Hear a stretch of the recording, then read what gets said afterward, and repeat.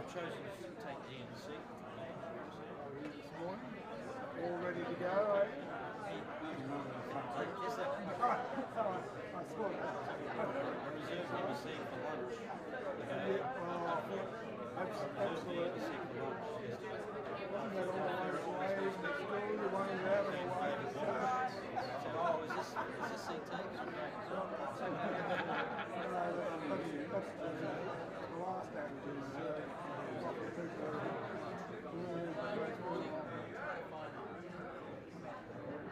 you enjoy yesterday?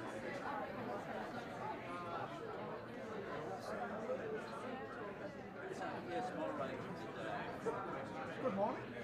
How are you? I'm moderator today. There you are.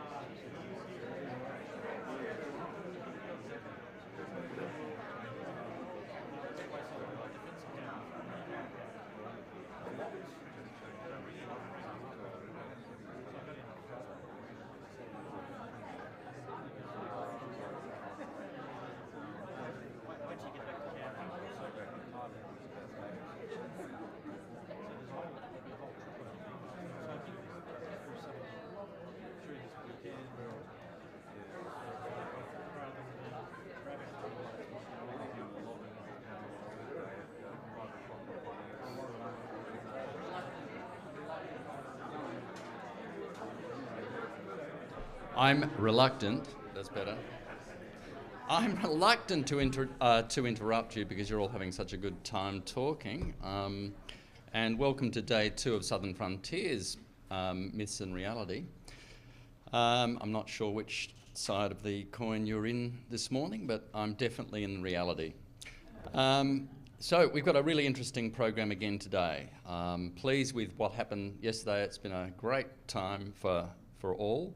And the presenters included, most of the presenters are just coming up and saying how pleased they are to be here at Mona and what a great facility it's been. So, may it continue, it's fantastic. I want to do a little bit of housekeeping. It's really a bit of maps business.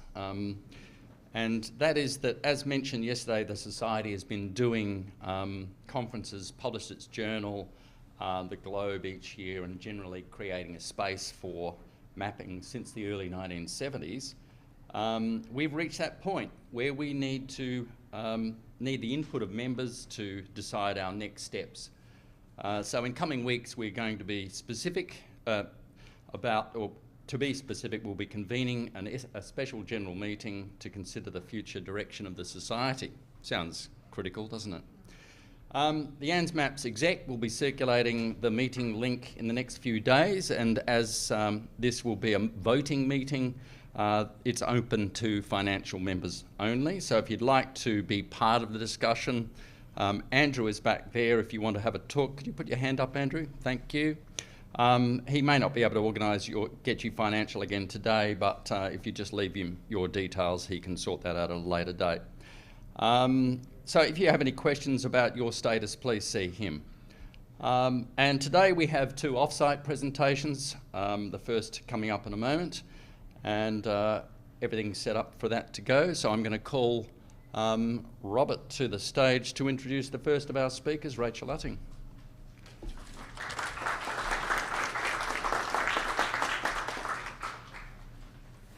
Thank you so much. Well, what a great day, and what a great day yesterday was, and it's going to be just as good today.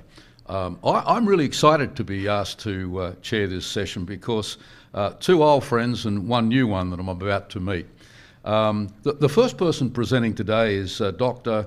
Rachel Utting. Now, Rachel is British. She's done a PhD on whaling in the Pacific, the great Enderby days of exploration and discovery involving here in Hobart and as a base, the great third circumnavigation of the world, of Antarctica was through the Enderby whalers, and she's now the curator at the Museum of the Scilly Islands, not spelt S-I, it's S-C, isn't it? It's a place I've always wanted to go to. And Rachel, it's wonderful to have you, and we're looking forward to hearing so much about the importance of discovery from an enterprise that was commissioned not just to make money, but also to make science and knowledge. Thank you.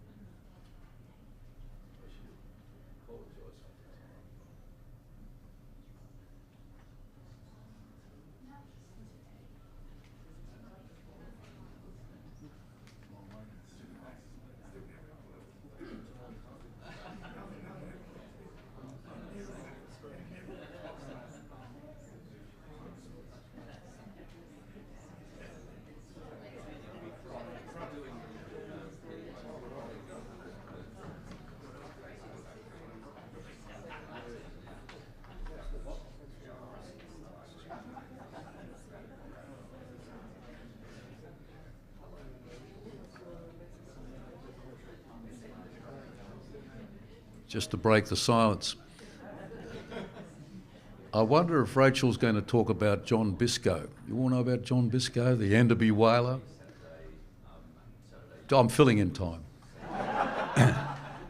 He was the third circumnavigation of Antarctica, and he had his manuscript and he lost it in a London taxi. And so we know very little about what he actually did, because his manuscript, actually he didn't lose it, it was Enderby. He was getting the credit. That's for the full knowledge that I have of the Enderby whalers. Come on, Rachel. You can do this, Rachel.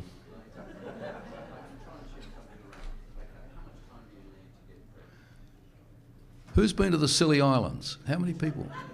Seriously. Anyone been to the Scilly Islands? You can go by ferry, not from here.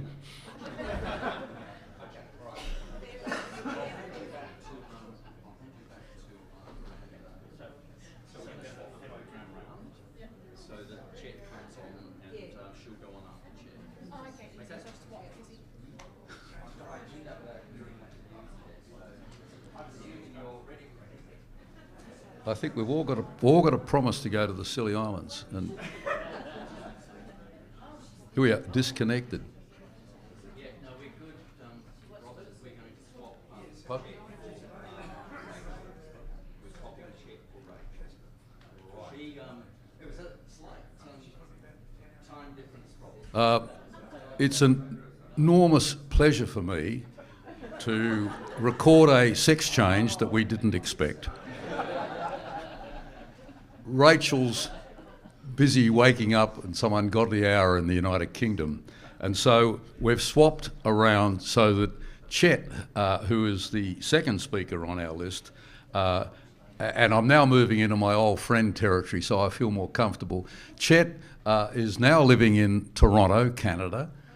Chet is a seriously minded student of historic cartography with great skills in technology. And I'm not sure if he's going to blast us with new technology today or not, but certainly he's moved on to a new topic, and I always enjoy listening to Chet, so it's a great pleasure for me to introduce my good friend Chet van Duzer to give us a talk on the reshaping of the world. Well, you always reshape my world, Chet, so I look forward to it.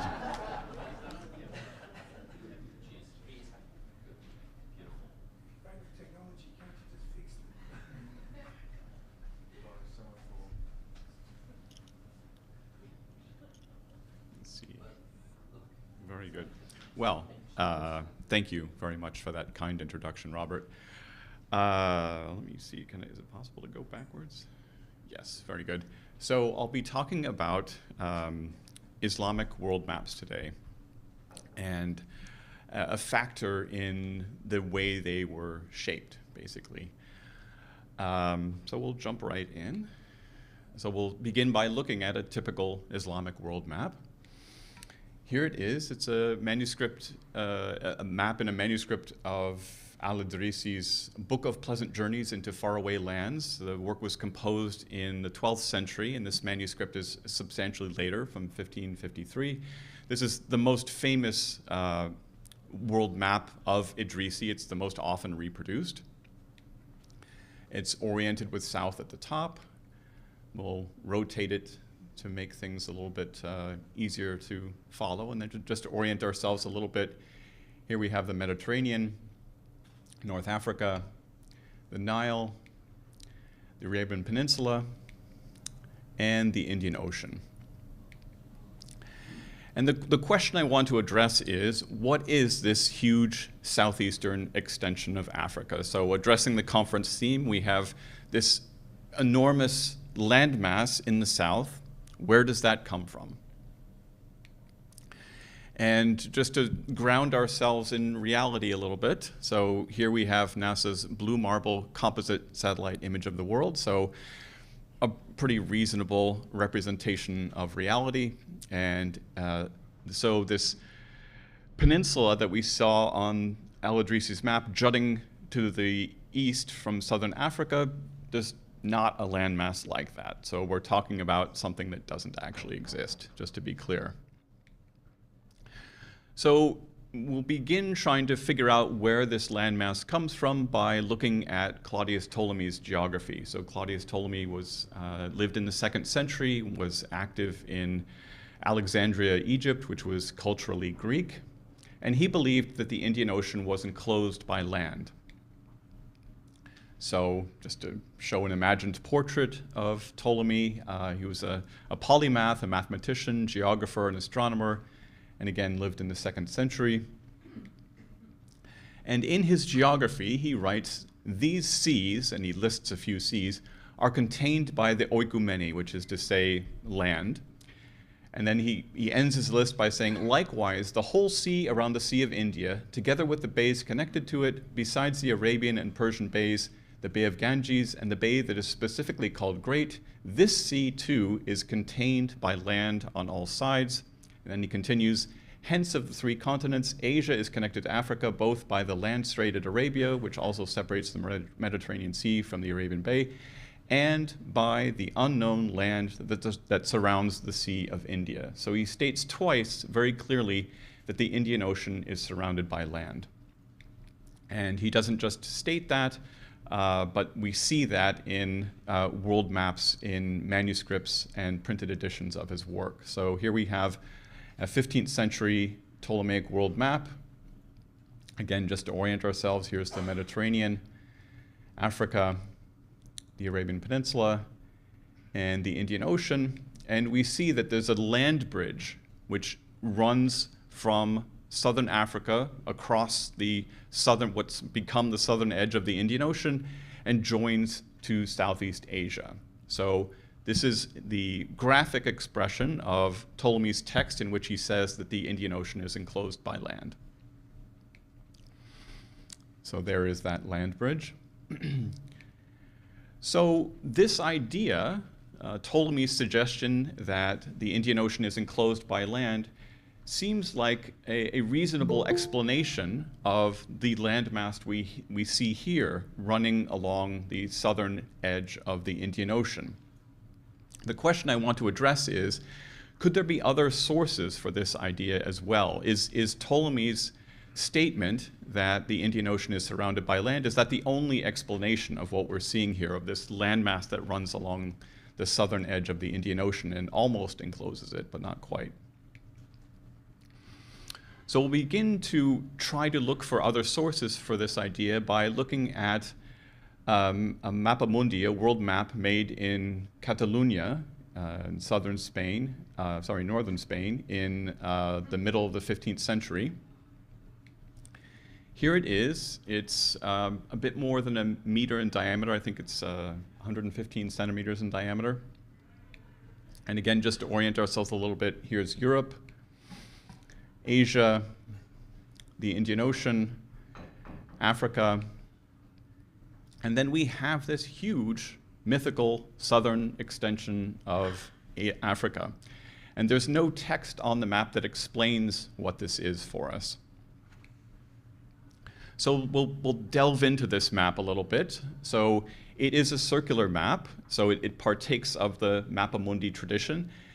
It's an interesting hybrid because it's also based on nautical chart cartography, so it has the run lines that are typical of nautical charts. It has the dense coastal place names, so it's a hybrid map. It's mappamundi and nautical chart at the same time.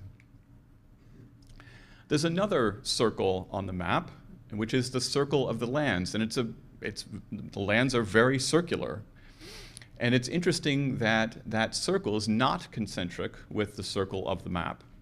So why is that? By way of explanation, I would suggest that we look at the Ptolemaic structure of the universe. So the Ptolemy's idea was that the universe is structured in a series of spheres. We have, if we zoom in a little bit, the sphere of the earth, surrounded by the sphere of water, then the sphere of air, then the sphere of fire, the moon, and then the planetary spheres beyond that. The problem with this system is that if the sphere of the earth is surrounded by the sphere of the water, how is there any habitable land? How is there any dry land? And people in the Middle Ages realized that this was a problem, and the solution they came up with was that those two spheres are not concentric, that the sphere of the Earth emerges from the sphere of the water, and that's why we have some dry land available for us to live on. So I would suggest that that's what we're seeing in the Catalan-Estense world map. The circle of the land is not concentric with the circle of the map, because the map maker is trying to express this idea that the sphere of the land is not concentric with the sphere of the water. There's another circle in the map, which is the circle of the rumline network. So these rum lines, which are typical of nautical charts, it's a third circle, which again is not concentric either with the circle of the map or with the circle of the lands. We're beginning to see that this cartographer is very interested in circles. So there is the center of the rumline network, and that center is also a center in another way. It's on the center line of the map, and it's on the equator. So this is quite unusual. Normally, the center of the rumline network is not a point of any geographical significance. But in this case, it clearly is. So the cartographer is using the rumline network to emphasize the importance of this point. So we need to look at what is at that point. So if we zoom in, there's our center point. We have Prester John, who was a mythical Eastern monarch, a Christian monarch. The Portuguese spent a couple hundred years trying to find Prester John and forge an alliance with him. And then we also have a city. And the first part of the word civitas, city, is damaged, but it's civitas Arem.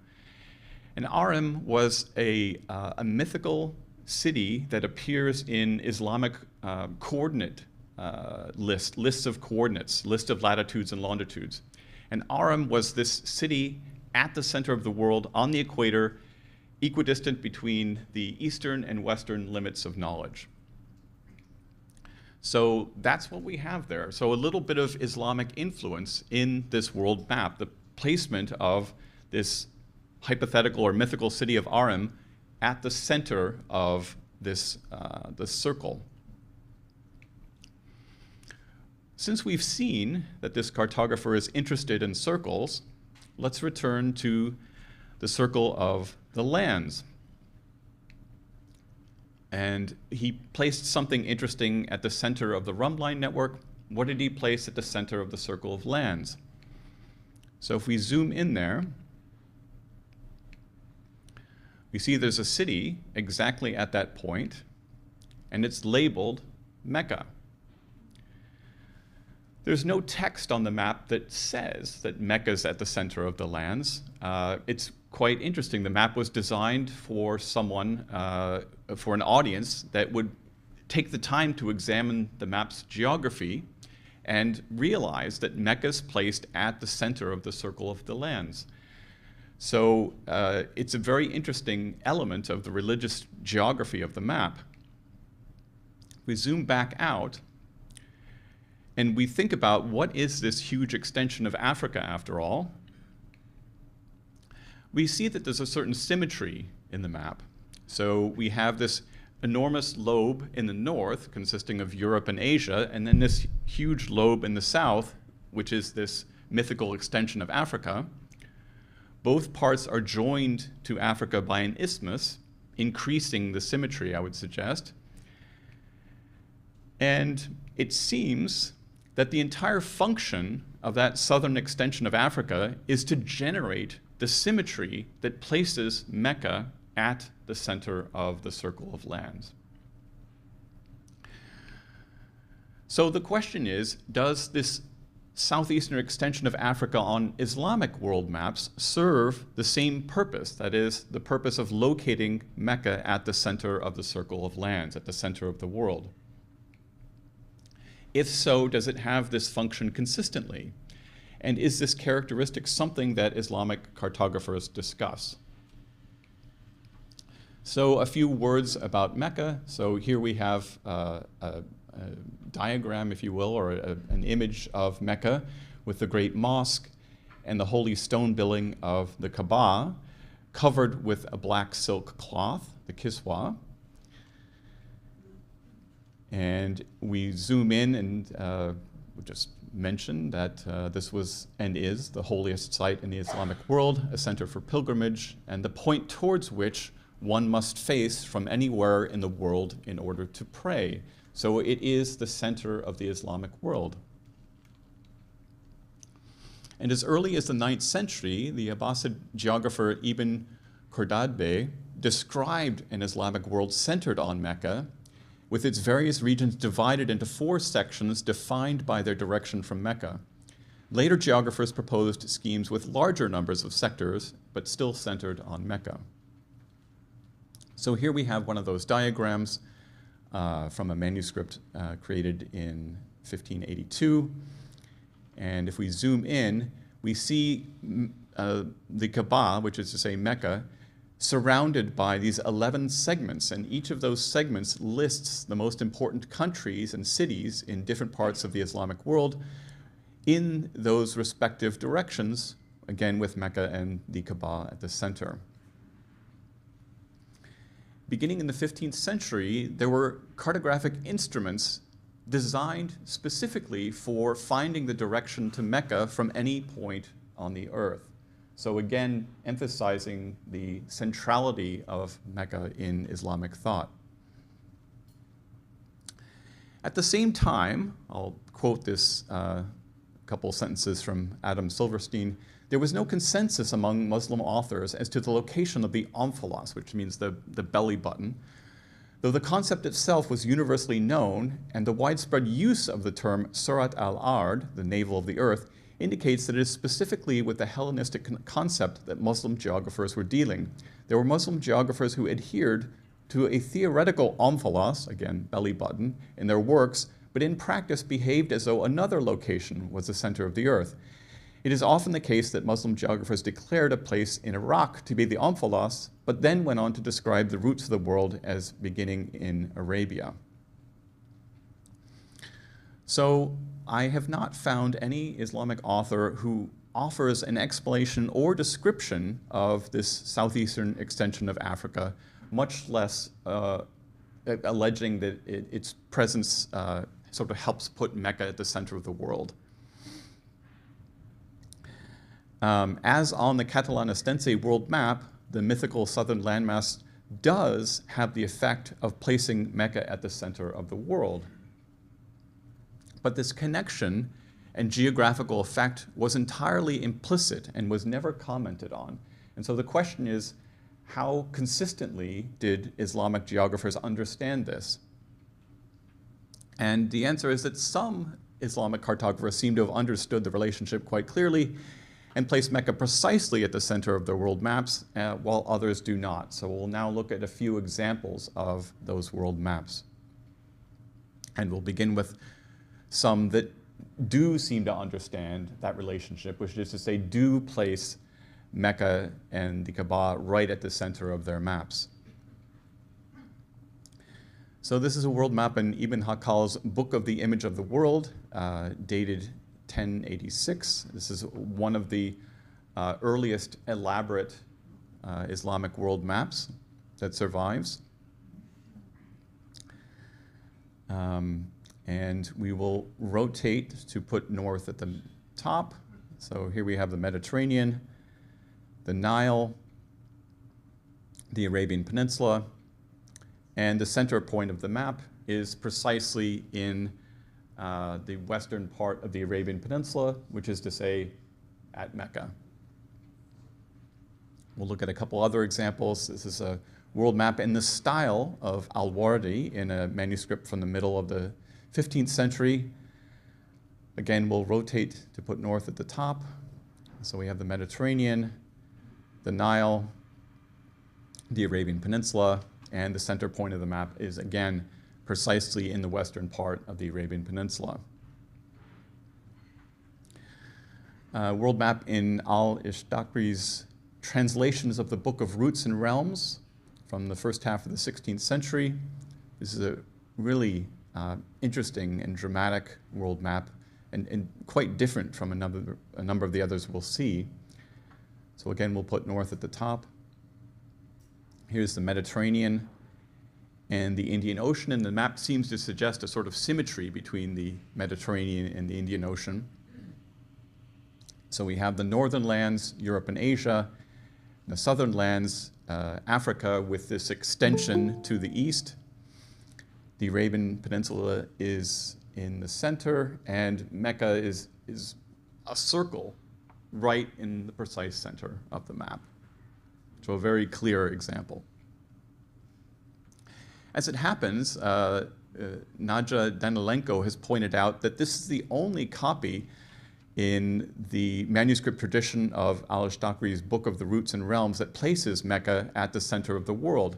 And this is interesting. It means that the different cartographers creating the maps in manuscripts of his work felt the flexibility to vary their images of the world considerably, and particularly in this regard, with regard to the position of Mecca in the world. This is a world map in manuscript of al-Qazwini's The Wonders of Creation from 1582. Again, we'll zoom in and put north at the top. So here's the Mediterranean, the Nile, the Arabian Peninsula with the Kaaba prominently represented, and it is precisely at the center of the map. So we've seen several examples now of cartographers who do seem to understand this relationship, and we'll now look at some cases where that relationship is not so clear. So again, this connection between this eastern extension of Africa and the centrality of Mecca was something implicit. I've not found any author who discusses it, and so as a result of that, not every cartographer understood that relationship and depicted it as such. So a very early manuscript of al-Ashtakri from 1173 in Leiden. Again, we'll put north at the top, so we have the Mediterranean, the Nile, the Arabian Peninsula, and it's not at the center. It's near the center, but not precisely at the center. So again, the cartographer doesn't seem to have fully understood that relationship between the southern extension of Africa and the centrality of Mecca. A world map in a manuscript of Ibn Hakal from the 14th century. Again, we have the Mediterranean, the Nile, and the Arabian Peninsula, and it's not exactly in the center. I'll just show a few more examples. So here we have an Ottoman world map from the Imperial Scroll of 1569. We have the Mediterranean, the Nile, the Arabian Peninsula with the Kaaba prominently depicted. And given that, we might expect sort of an extra focus on the centrality of Mecca, but it is not the case. It's not precisely at the center of the map. A manuscript of al-Sharafi's Untitled Atlas of 1571. And this is an interesting case because the center point of the map is very heavily emphasized. We have these lines radiating out from it to all points of the map, but it is not centered on Mecca. The map is emphatically centered on Cyprus, which is surprising, whereas the Arabian Peninsula is some distance away. What's particularly interesting about this case is in the same manuscript, one folio earlier, we have a diagram that places the Kaaba at the center of the world. And in fact, the text above says, the circle is for determining the mirabs of the lands and indicates the direction to the noble Kaaba. God the Magnificent said in his wise book, wherever you may be, turn your faces to it. So the diagram, which immediately precedes the world map, places Mecca at the center of the world unambiguously, and yet the world map does not. And it's difficult to know what to make of that difference. Here we have a manuscript world map in Ibn al-Wardi's The Unique Pearl of Wonders and the Rare Jewel of Strangeness from 1582 at the University of Michigan.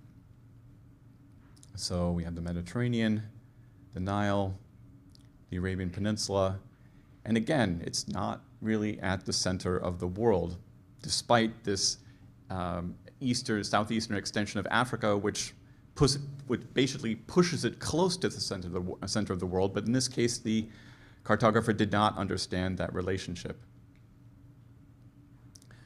I'll begin to close here with an interesting disconnect between text and map. So Ibn Hakal, in The Book of Roots and Kingdoms from the 10th century, says, "We begin with Arabia because the temple of the Lord is situated there, and the Holy Kaaba is the navel of the world." He says it as clear as possible. And Mecca is styled in the sacred writings the parent city or the mother of towns. And yet, with regard to Ibn Hakal's map, Joseph Rappaport writes, "Although they were intended for elite consumption, these maps were conceived as maps for practical use and not as items of entertainment or for contemplation.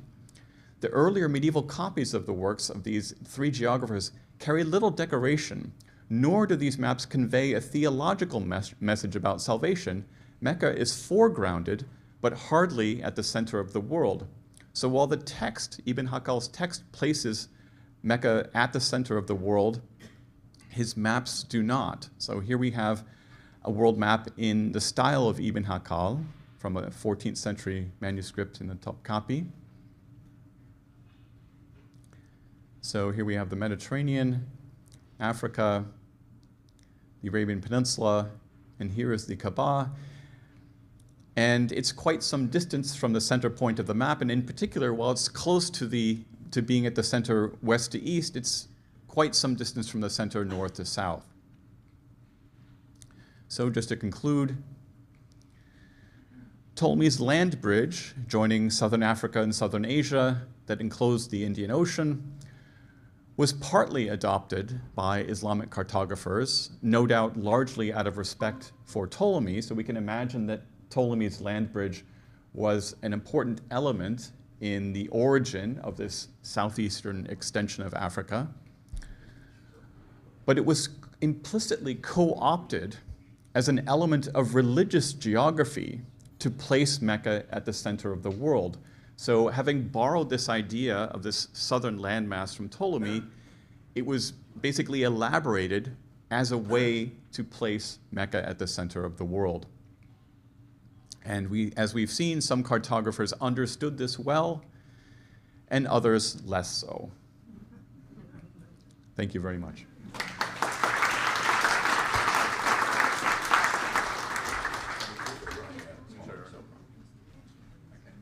That was fantastic, Chad. I just wonder if the Christian TO maps on which these are so much modelled had the same sort of accuracy or inaccuracy of putting Jerusalem at the centre. Have you? We haven't got time for questions, unfortunately, but we can talk about that. Are we ready to go to the Scilly Islands? Hmm? We think so. Well, let's hope so. Rachel, can you hear us? Hmm? We're working hard on it. It's not easy to get to the Scilly Islands.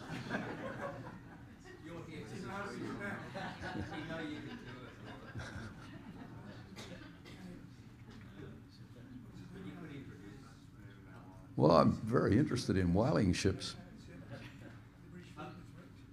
David, I think we need some whaling ships downstairs to really... I'll see what I can do. Okay.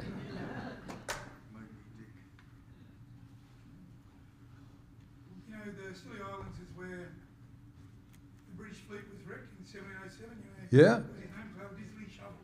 One of the great names was the Admiral. Yeah. And that was the cause of the British deciding to pay an enormous amount of money for a chronometer so they could figure out longitude. That's right. So, yeah, that bounty was offered in 1708, and John Harris built Harrison. I think we have Rachel, put your right hand up if you can hear us. Either hand will do. I'll work on the basis she can. Ah, terrific.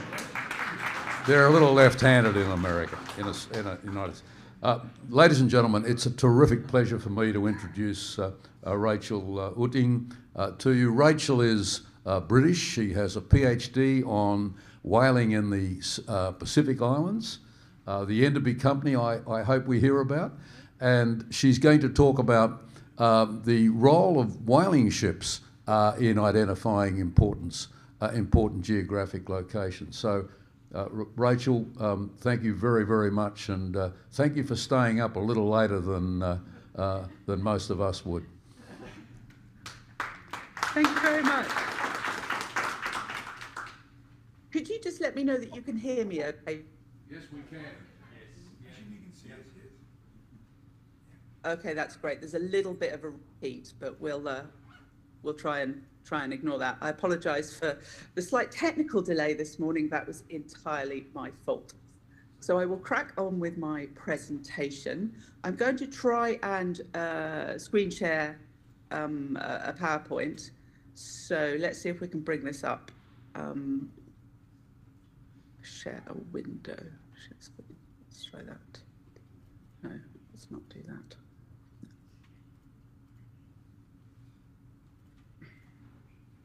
I apologize. Still see me?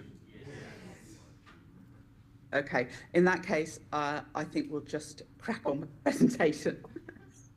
Okay, whale ships and knowledge, the Enderby family and the expansion of geographic understanding.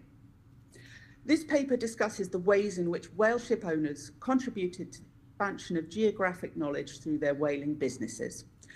Focusing specifically on the Enderby family, headed by Samuel Enderby Sr., 1720 to 1707, it discusses the ways and means by which this knowledge was made mobile through their personal networks with high-status individuals and their associations and affiliations with learned societies.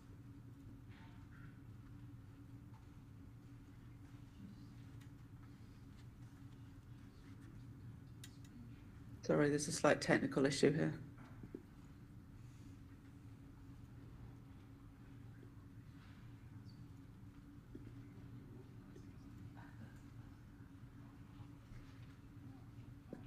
I apologise. Can you still hear and see me okay? Okay, thank you. I'm sorry. I'm not quite sure what was going on there. Okay, I apologise. Headed by Samuel Enderby Sr., it discusses the ways and means by which this knowledge was made mobile through their personal networks with high-status individuals and their associations and affiliations with learned societies, highlighting whale ship owners to be an important nodal points in a chain of knowledge exchange. The example of Charles Enderby, grandson of Samuel Sr., illustrates how his association with the Royal Geographical Society, an institution he co-founded, enabled him to filter knowledge of geographical discoveries gathered aboard his whale ships, particularly in the Antarctic regions, into the public domain. This paper further considers how the observational notes collated by whaling captains, the raw data of what would become the physical sciences, became accessible to a wider public through such networks in their publications. The discussion concludes in 1840, when Charles Enderby was elected Fellow of the Royal Society, thus cementing his place within the scientific elite. Samuel Enderby and Sons started life as oil merchants, headed by Samuel Enderby Sr., apprentice cooper and son of a Bermondsey tanner, who founded the company in London in the mid-18th century. By the 1770s, the company had become involved in the Arctic whale fishery and was also commercially involved with American whalers from Nantucket and New Bedford. Prior to the outbreak of the American War of Independence in 1775, it was the American whale fleet which monopolised the sperm whale market into Britain. Sperm whale oil was increasingly being used for the lubrication of fine machinery, such as watches and clocks, and in the making of candles to light the homes and cities of Britain. It had the benefit of being cheaper than beeswax, burning brighter than traditional tallow candles, and smelling much less repugnant than the black oil harvested from baleen whale, which was mainly used in industrial machinery. Samuel Enderby and Sons acted as wholesale distributors of sperm whale oil and spermaceti wax to the British markets via their American contacts. However, in 1775, in an attempt to control the political and social unrest in the American colonies of Massachusetts and New England, the British government introduced the Restraining Acts. These prohibited the New England colonies from fishing in the waters off Newfoundland and the American Atlantic coast, limited the export or import of any goods with Great Britain, and prohibited trade with other colonies. This stranglehold on American imports meant the supply of sperm whale oil into Britain largely dried up. Not to be undone by this, that same year, Samuel Enderby and Sons co-founded the British Southern Whale Fishery, lobbying the British government to allow and encourage experienced whalemen to join the new venture. From 1775, when the BSWF, the British Southern Whale Fishery, operated primarily in the mid to South Atlantic, predominantly hooker. However, by 1788, Samuel Enderby and Sons dispatched their first British whale ship to round Cape Horn. According to Samuel Enderby Sr., this was the vessel upon whose success, quote, depends the establishment of the fishery in the South Pacific Ocean. Ahead of her departure, Enderby wrote to Sir Joseph Banks, asking for advice on an upcoming voyage. Was the island of Juan Fernandez settled? Were there good? Where were the best whaling grounds? And were the Spanish to be trusted carrying correspondence? The letter would appear to be the first time the two men had communicated. And in what appears to be an attempt to ingratiate himself with Banks, Enderby stated that he had vessels leaving shortly for the coast of Africa and the Cape, advising Banks that if we can be of any service in procuring anything for you thence, we should be happy for the opportunity to comply with your wishes. He was in essence offering to facilitate Sir Joseph Banks's collecting through the transportation of artifacts and specimens aboard whaling vessels. As such, this letter provides the earliest documented suggestion that the BSWF whale ships act as a conduit for natural knowledge, but not as yet for geographical knowledge. To further ingratiate himself, Enderby mentioned that he had the acquaintance of Dr. Solander, the naturalist on Captain Cook's first voyage, former keeper of natural history at the British Museum, and a great friend of Banks. However, the fact that Solander had died 6 years before Enderby's correspondence suggests that Enderby was using the high status of their mutual former acquaintance as a way to embed himself within the systems of patronage at the heart of the Banksian empire, a clear attempt at what Simon Veal has described as reputation signalling. After the Amelia returned in 1790 with a full hold of oil, having discovered fruitful whaling grounds to the west coast of South America, the need for accurate maps of the Pacific regions became more pressing to Samuel Enderby Sr.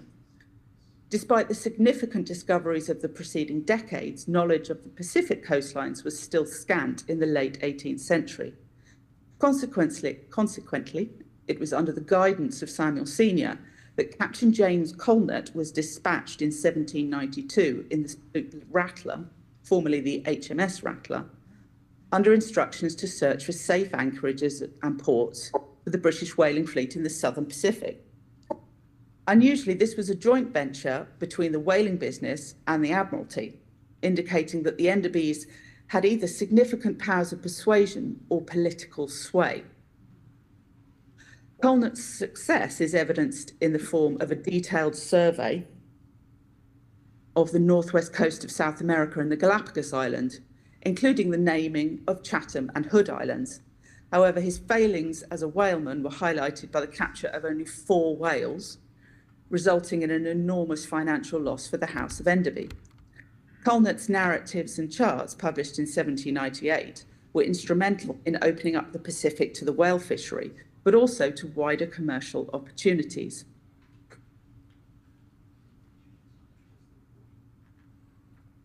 At the same time as the Amelia was dispatched on her pioneering journey around the Horn, and Colnett was tasked with mapping the Pacific coast of South America, Samuel Enderby Sr. was lobbying the British government to allow British whale ships to transport convicts to the newly established penal colony in Port Jackson. The creation of a new penal colony necessitated a cost-effective way of transporting both the convicts and their government overseers. Enderby felt that the nascent southern whale fishery offered the perfect solution. They could deliver the convicts, and on their return, they could explore the whaling potential of the Australian and South American coasts without encroaching upon East India Company restrictions. To this end, 11 Third Fleet transport ships, which departed Britain in 1791, 5 were whalers licensed to fish off Peru: the Mary Ann, the Matilda, the William and Anne, the Salamander, and the Britannia. 3 of these belonged to the firm of Samuel Enderby and Sons. This offered a ready-made infrastructure for the collection and circulation of goods to and from New South Wales. It was via this infrastructure that knowledge of Australia, New Zealand, and the wider Pacific could travel from the colonial peripheries into Britain. Samuel Sr. retired in 1790, but remained an influential figure. On his death in 1797, the business passed to 2 of his sons, 2 of whom died in quick succession, leaving their assets to their brother, also inconveniently called Samuel. We'll refer to him as Samuel Jr. The will of his father, Samuel Enderby Sr., proved in 1797, shows him to be a wealthy individual who bequeathed to his sons, in addition to several businesses, such as the tannery in Bermondsey, the contents of large houses, including paintings, silverware, linens, and an extensive library. The subsequent generation, headed by Samuel Jr., were not tradesmen of their father or grandparents' generation, but can nonetheless be defined as merchant gentlemen. They own substantial properties in Greenwich and Blackheath, a popular East London location for whale ship owners, with all the trappings and trimmings that accompanied them.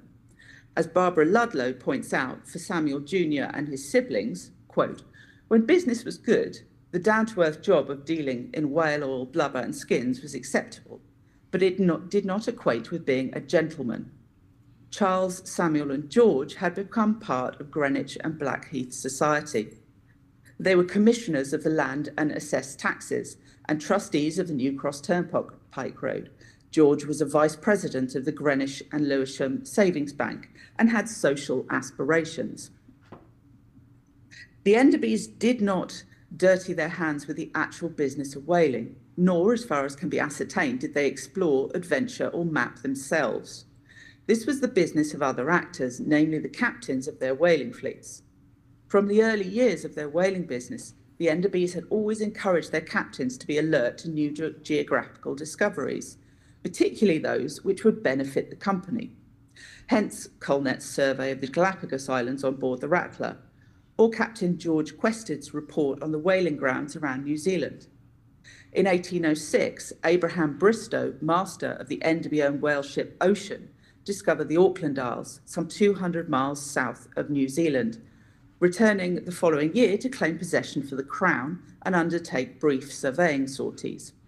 Samuel Enderby Jr. wrote to Banks 3 years later, in 1809, outlining Bristow's discovery in the Antarctic. Highlighting the tensions between trade and discovery, he stated that they had not publicised their discovery until after the second voyage, in the hope of obtaining a large haul of seal skins.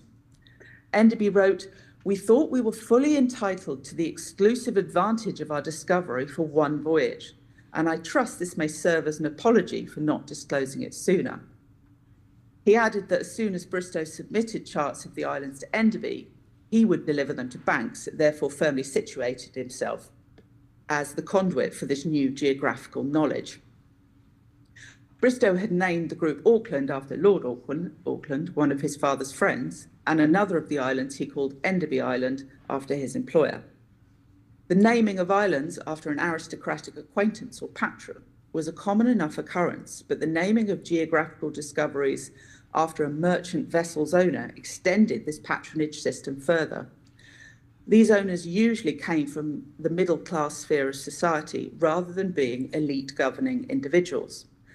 Therefore, the naming of islands after men involved in global commerce is a cartographic representation of the rise of the merchant classes in 19th century Britain. Bristow's nod to his employers was an early example of this practice amongst the whaling fraternity. It became an increasingly common occurrence during the 19th century as commercially funded voyages of exploration immortalised their sponsors. There are numerous Enderby references to be found on maps of the Southern Oceans. And while not all of these have a demonstrable link to the Enderby family, their presence on whaling routes would strongly suggest a connection. For someone like Samuel Enderby Jr., whose father had been an apprentice cooper and his grandfather a tanner, to become a gentleman with his name indelibly linked upon a map represented the cementing of his social status as a gentleman and the enduring legacy of the family firm.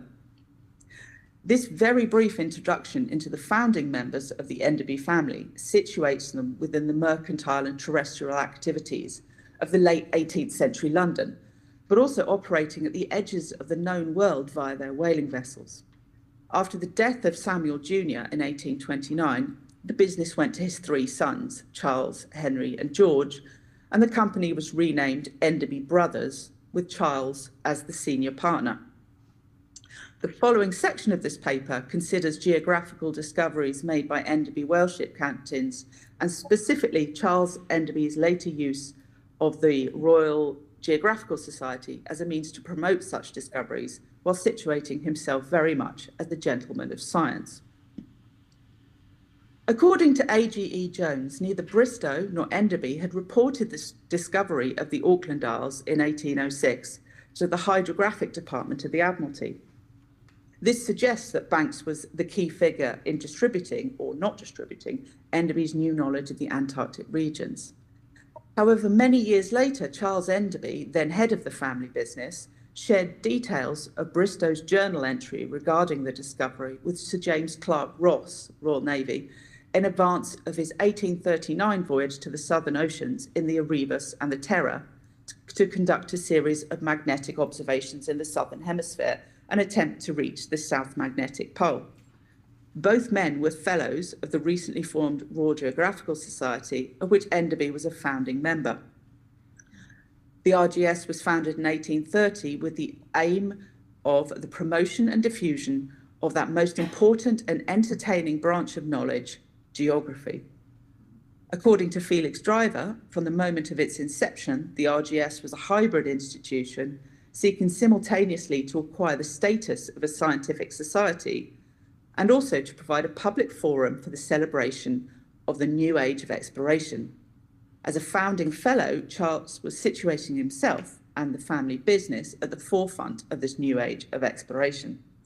Librarian at the RGS, H.R. Mills, wrote in his 1905 book, The Siege of the South Pole, "There is perhaps no other instance of a private mercantile firm undertaking so extensive a series of voyages of discovery without much encouragement in the way of, as I said before, renamed Enderby Brothers after their father's death, had been in steady decline for some years. By 1815, the firm only had 5 whale ships in operation, and by the 1830s, they had diversified into rope and canvas making. This was indicative of a wider downturn within the BSWF during the 1820s. As Dale Chatwin points out, the number of vessels halved in 1820 to 1821, and again in 1824 to 5. Enderby himself estimated at the end of that decade that a total of 85 ships were still involved in the trade in total. During the 1830s, Enderby Brothers sponsored a series of quasi-commercial exploratory voyages into the Antarctic oceans, with the hope of discovering new sealing and whaling grounds, but also of cementing their place in the history as pioneers of Antarctic discovery. Between 1830 and 1833, John Biscoe commanded the Enderby brig Tula and the cutter Lively in a circumnavigation of Antarctica, in which he discovered Enderby Land and Graham Land. He was only the third person to achieve this feat, the first being Captain Cook, followed by Captain Thaddeus Bellinghausen of the Russian Imperial Navy. It's unlikely, according to historian Anne Savers, that Biscoe departed empty-handed, considering the Enderby's resources, their extensive contacts with the RGS, the Royal Society and the Admiralty. He likely took with him the few available maps and charts of the Antarctic region and most up-to-date knowledge gleaned from travel accounts. However, while he may have read Captain Cook's account of the region, Bellinghausen's account was not published in English until the 20th century. Charles Enderby reported on Biscoe's achievements to the RGS in February 1833 and presented the logbook of the Tula and her sister ship Lively to the Society. The logbook describes their harrowing journey and the deaths of crew members, in addition to listing measurements for air and water temperatures, species, land masses encountered, and phenomena such as icebergs or the aurora australis, demonstration that Biscoe had described as, without exception, the grandest phenomenon of nature of its kind I have ever witnessed. Accounts of his voyage had a wide reach, being published in the Proceedings of the Royal Geographical Society, in the Nautical Magazine, and in the Bulletin de la Société Géographique de Paris. Enderby certainly acted as the linchpin in information distribution amongst his RGS colleagues and wider scientific peers. It was he who presented Biscoe's discovery to the RGS, he who forwarded information to Captain Francis Beaufort, hydrographer of the Navy, regarding meteorological data Biscoe had collected, and it was he who informed the Treasury in 1832 of Biscoe's discoveries and his belief that the Antarctic was a continent, something not proved conclusively until the 20th century. As Jones suggests, Enderby was a man of some character and persuasion. After emigrating to Tasmania in 1840, Biscoe was able to centralise himself within his own polar narrative, away from the dynamic personality of Charles Enderby, in a way that he could not or did not do in London.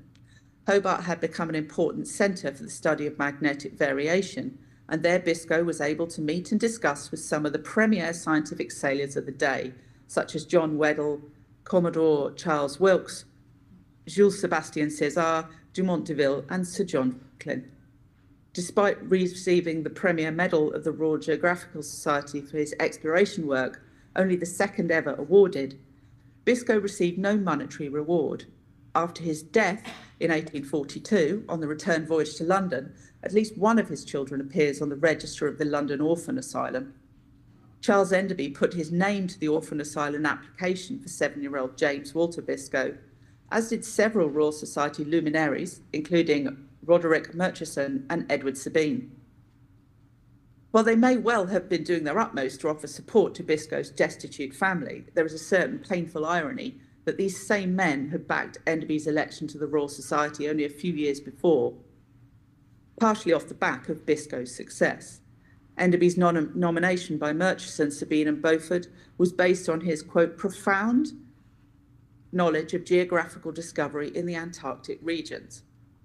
The contrast between Enderby's elevation and Biscoe's fate is indicative of attitudes towards whalemen as field workers, in that they were often overlooked or their role diminished as reliable authenticators of new knowledge. As Sarah Miller suggests, knowledge produced aboard whale ships or sealers during the 19th century was regarded as lacking in credibility by many. For example, Dumont d'Urville doubted the veracity of the claim that an American whale ship had got close to the South Pole, as he believed the information to have come from simple seal hunters. In 1845, Commodore Wilkes of the USS Exploring Expedition was quoted in the Times, suggesting that the expedition had discovered a landmass to the south of Australia. Despite having met John Biscoe personally in Hobart 5 years before, he wrote, "Who had the least idea that any body of land existed to the south of New Holland? Examine all the maps and charts published up to that time, and upon them will any traces of such land be found?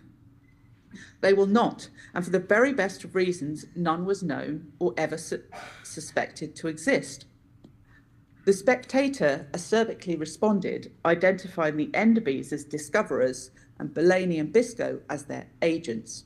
Quote, "The Messrs. Enderby, under whose auspices they were commended and prosecuted for 10 years, are the discoverers.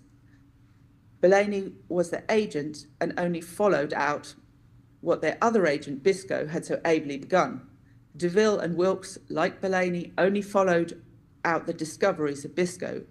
Ross again took up the chase where Bellany and Wilkes had left off. The Enderbys were the originating and directing spirits."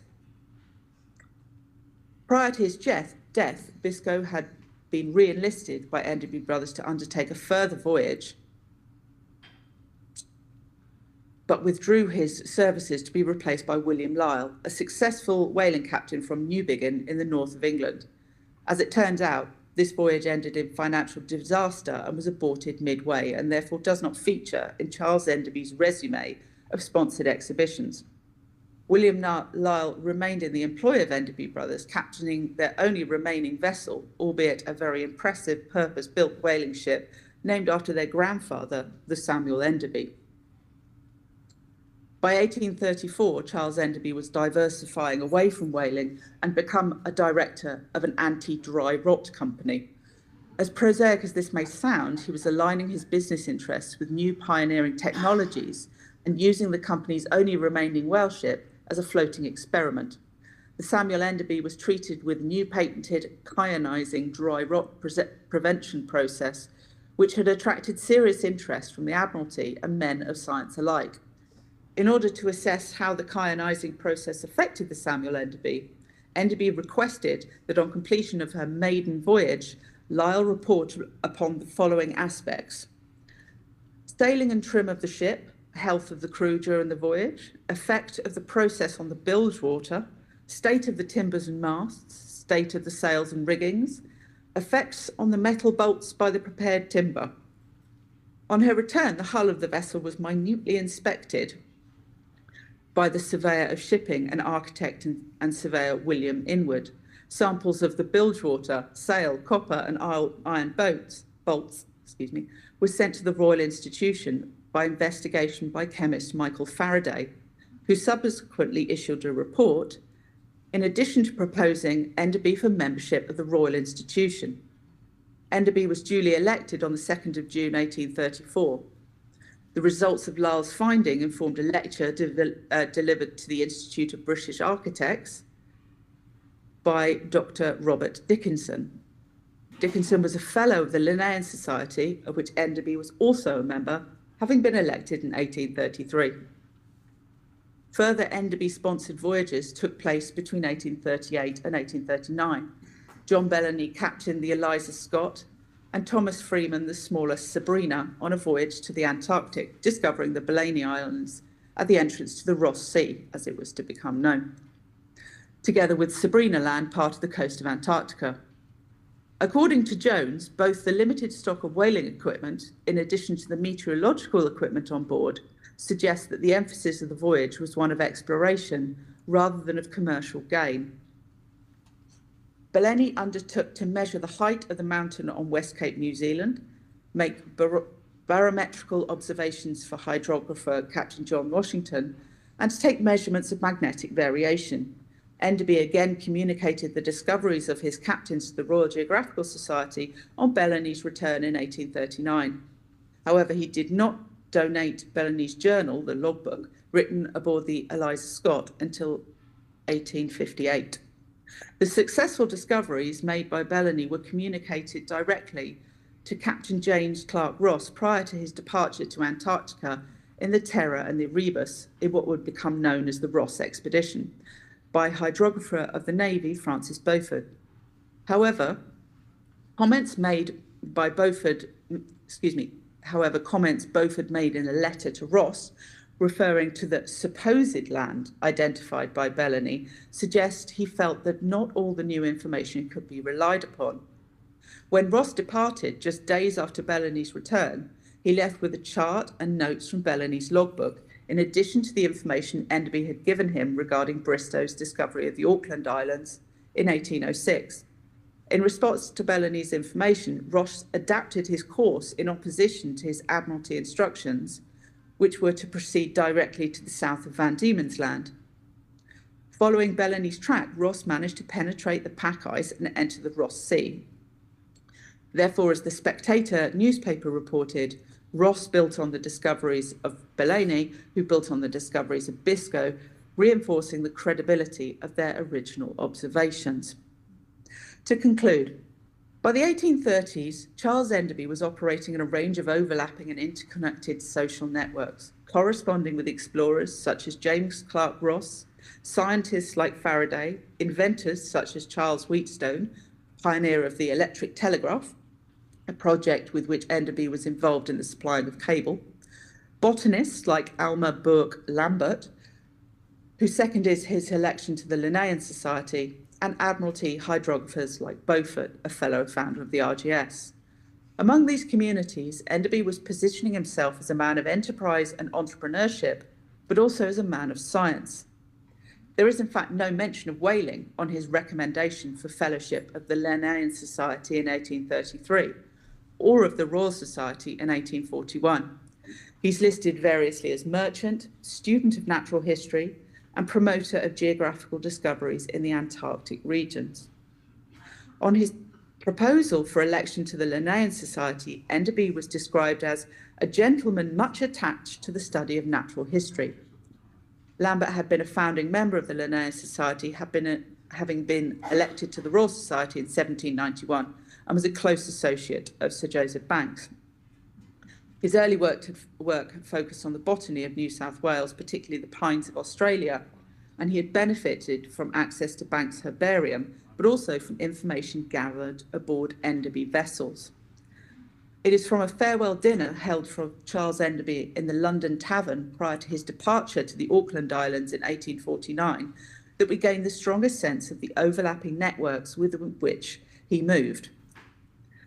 The list of guests is extensive. 240 names are listed in the pamphlet held by the Scott Polar Research Institute archive, while Robert McCormick later recalled that 300 people sat down to dinner.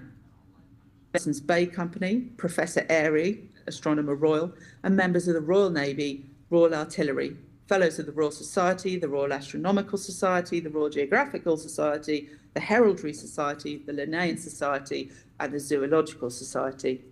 It would appear that there was not a society in London that Enderby was not a part of.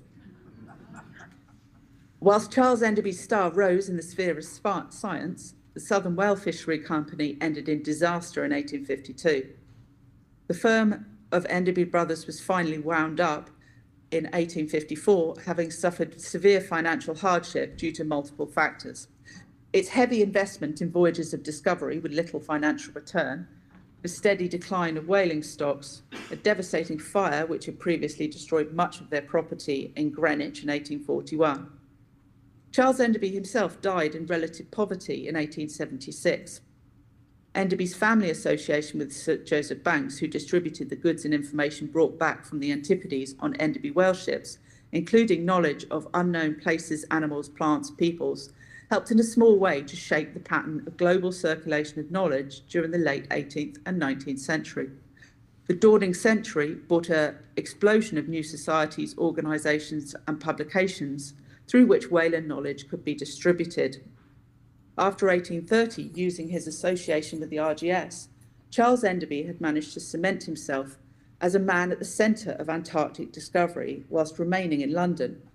When he subsequently did leave the country in 1849 to go to the Auckland Islands in an ill-fated attempt to colonise the islands and revive whaling in the southern oceans, he was able to draw upon these contacts in order to furnish himself with the requisite knowledge regarding the geography, fauna and flora of these remote islands, whilst canvassing these individuals for their personal support for his new company. Enderby's election to the Linnaean Society in 1833 and the Royal Society in 1841, supported by the scientific elite, particularly those involved in the magnetic crusade, helped to establish his credentials as a true polymath. I'm going to end my presentation there because I think I'm well into time, but I would welcome any questions that you have upon the Enderby Company and whaling in general. Thank you very much. Rachel, I'm not sure you can hear us, but that was beyond fantastic. A story I've long waited to hear. Sadly, we are so far behind time that I can't deprive my good friend Ian Burnett of time. So can we thank you? And I'm sure there's got to be some mechanism where we can extend this interaction and hear a lot more about your thoughts on the southern whaling industry. With that, thank you. And please thank...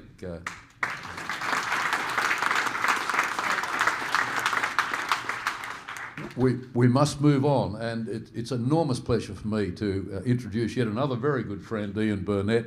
Ian, Christine and I have travelled through the Spice Islands, and Ian's become the person of the Spice Islands, running tours, writing books, and I'm sure we're going to hear, I never know what we're ever going to hear from Ian because he's always so far ahead of me. Thanks very much, Ian.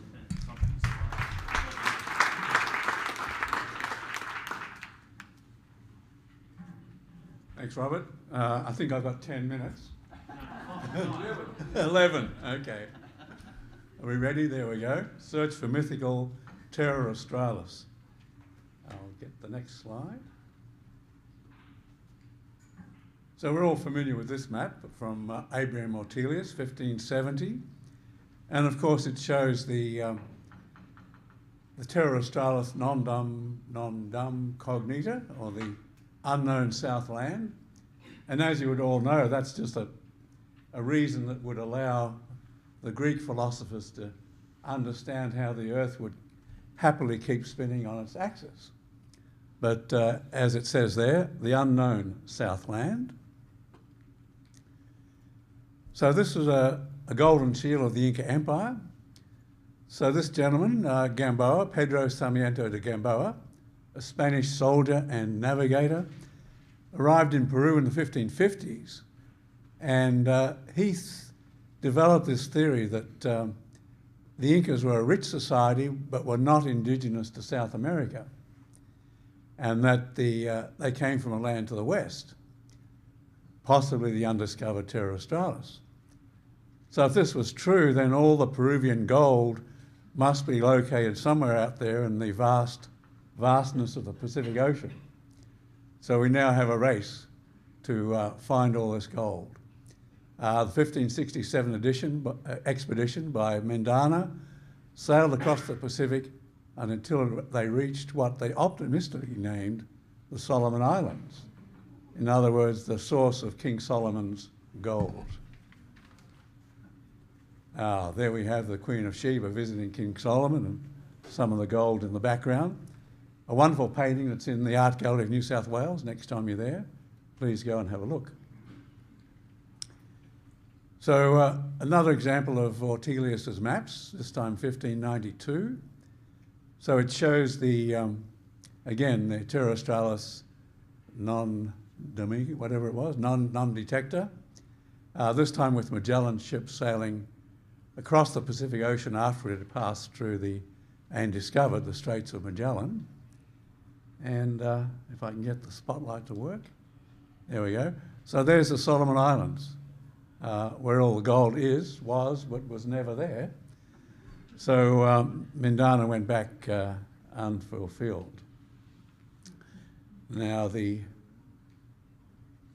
a detail of that of the Solomon Islands from Ortelius's map, as reached by Mendana, to the east of New Guinea there.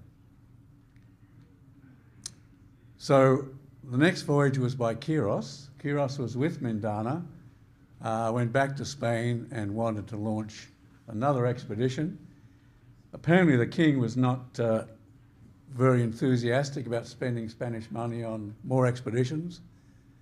So Quiros was very clever. He went to the Vatican and convinced the Pope that there were thousands of souls to be converted to Catholicism.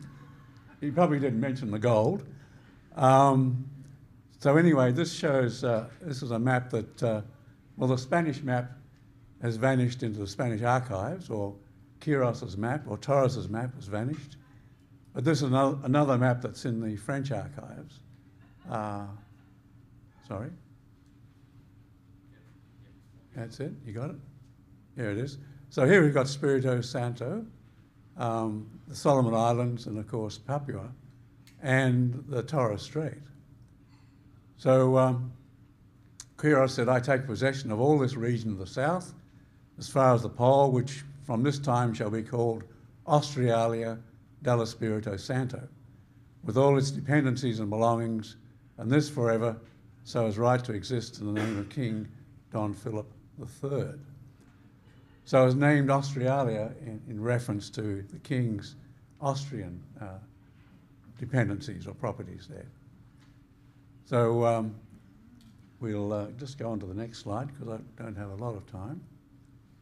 But it's important that we have a map of the first voyage through the Torres Strait in 1606. So another world map, this time from Hessel Gerrits of the Dutch East India Company, showing Terra Australis Incognita, the Solomon Islands here, and also this new land of Terra Australis, or Terra Australis, I should say, shown extending to the pole.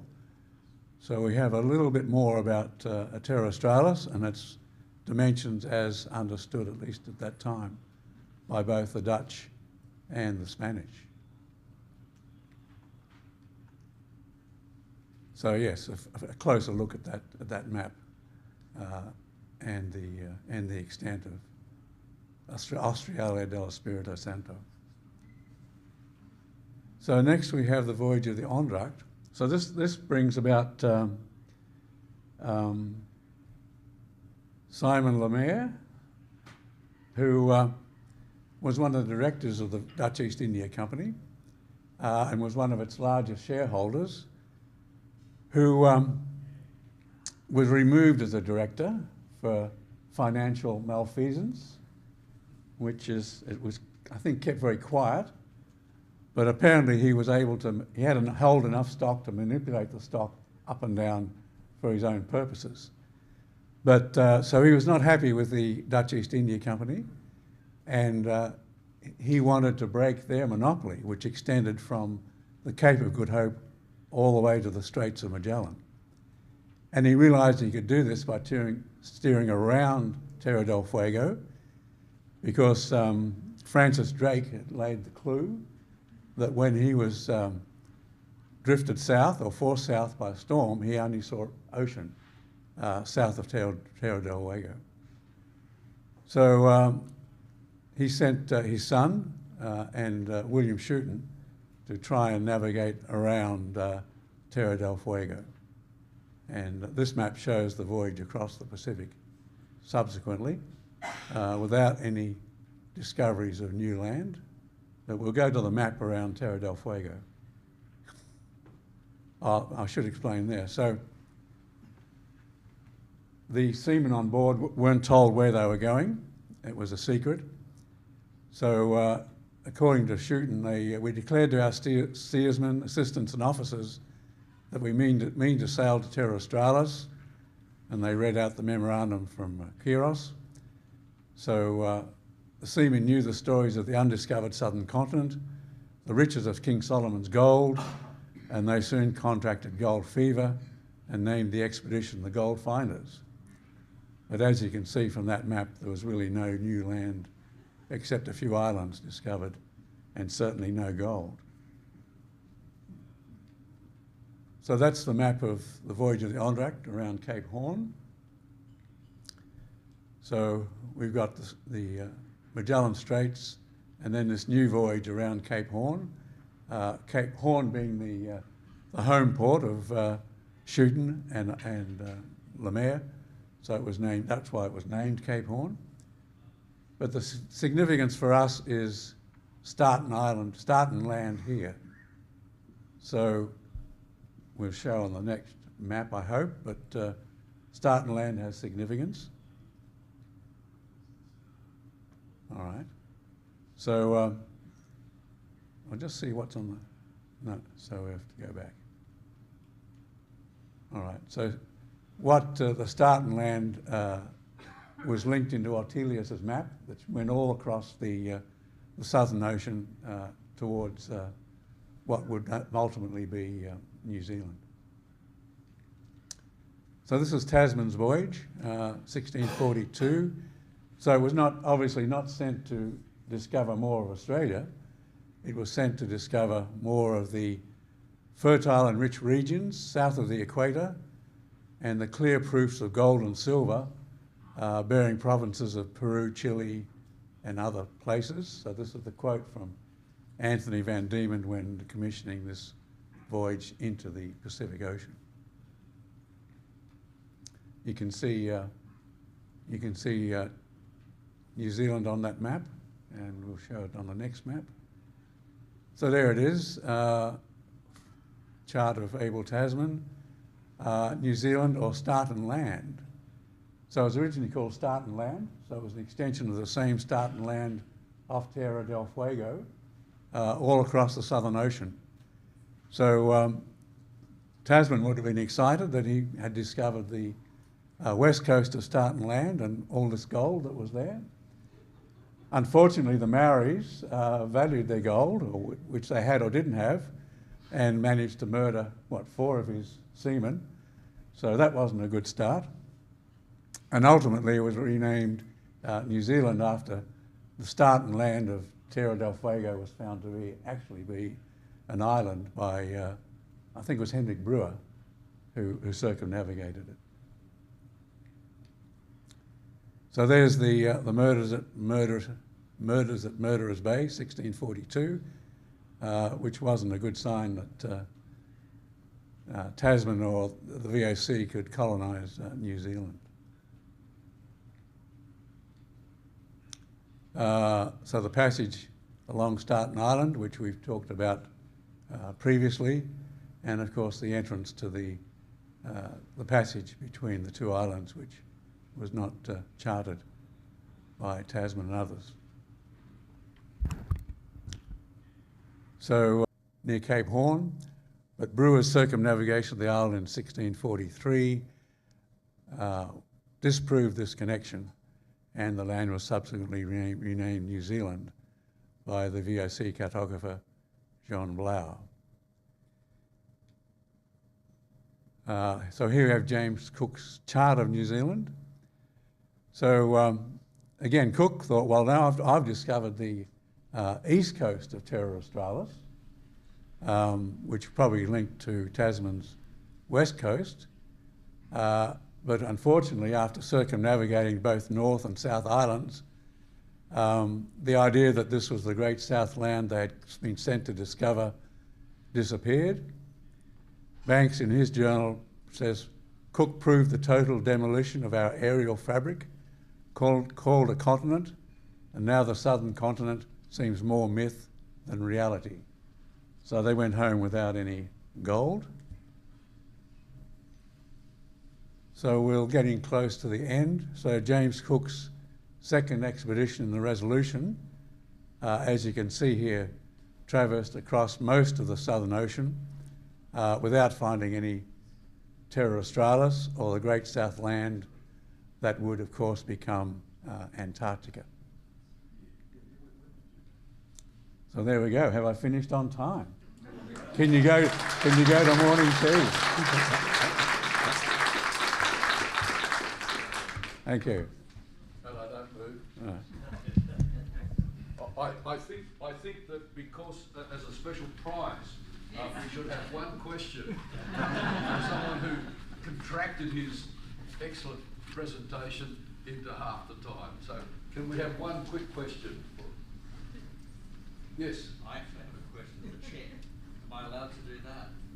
Yes, you can do anything you like. My question, Chair, is without microphone. The Nile followed the curvature of Africa right into the fake Africa. So instead of terminating in real Africa, he followed the curve of the Earth. Do you find any reason why that is the case? Quick answer, Chair. Yes. I did not find a reason why that would be the case, but I might hypothesize very briefly that it was a sort of horror vacui, a desire to fill that space with something, to extend the Nile into that space so there would be something there. But that's my initial guess. It seemed aesthetic. Yes, You that's guys right. can continue that. Thank you so much for your patience, and thank you everyone for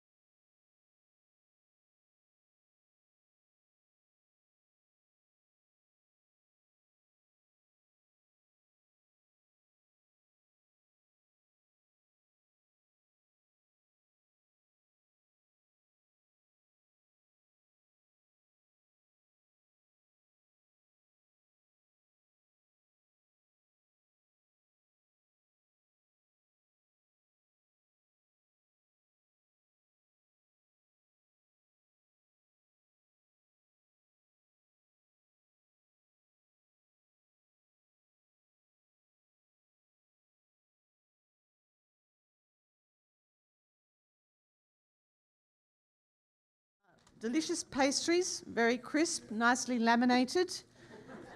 Excellent choice. I had an entire one this morning, and that was excellent. All right, so we have our next session, which is collectors and curiosities.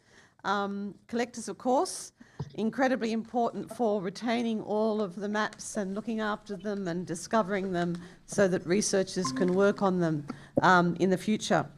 So our first speaker, we've moved it around a little bit because we actually have Daniel on screen ready to go, so can't miss it if he's here, can't risk it. Okay, I don't think he can see us. All right, so I'll just introduce Daniel to you, for those of you who have not met Daniel before. And if you're coming to Sydney for the Rare Book Fair next week, you'll see him in the flesh, and he's doing a talk at the State Library on Tuesday night on mythical maps. So talk to me and I'll fit you in. All right, so Daniel Crouch has worked as a bookseller since the age of 16, first at Sanders of Oxford while at school and university, then Bonhams and Bernard Shapiro Rare Books, branching out on his own with his business partner Nick Trimming to form Daniel Crouch Rare Books in 2010. During 34 years in the trade, Daniel has given numerous talks and lectures on maps and atlases, and has been responsible for the sale of both the most expensive map and the most expensive atlas, which is a tale that needs to be told next week. He serves as treasurer of both Imago Mundi, the Journal for the Study of the History of Cartography, and the Antiquarian Booksellers Association. In his spare time, apparently, Daniel is chairman of and a rather poor player of the Wolvercote Cricket Club in Oxford since 2008. And you can see he's a voracious collector of maps, books, prints relating to Oxford and Oxfordshire, where he lives with his wife. And roll on, Daniel. Thank you. Hi, good morning, I think, or good afternoon for you. This is somewhat of a surprise. I've just discovered in the last 45 seconds that I'm speaking now. Thank you for your immense tolerance and patience that you're demonstrating and sitting for a talk about maps from someone who couldn't even get to the venue on time. Not only could I not get to the venue, I couldn't get to the right city, state, country, continent, or even hemisphere on time. So I'm very grateful that you're prepared to listen to a topographical idiot. And really, I'm a truly terrible map seller for my very poor ability to turn up to the conference. Also, thanks to Australian immigration for not letting me in. But I'm also a terrible map seller because, like a bad drug dealer, I get high on my own supply. And so today, I'm going to start my presentation, which should work if I press the share screen now.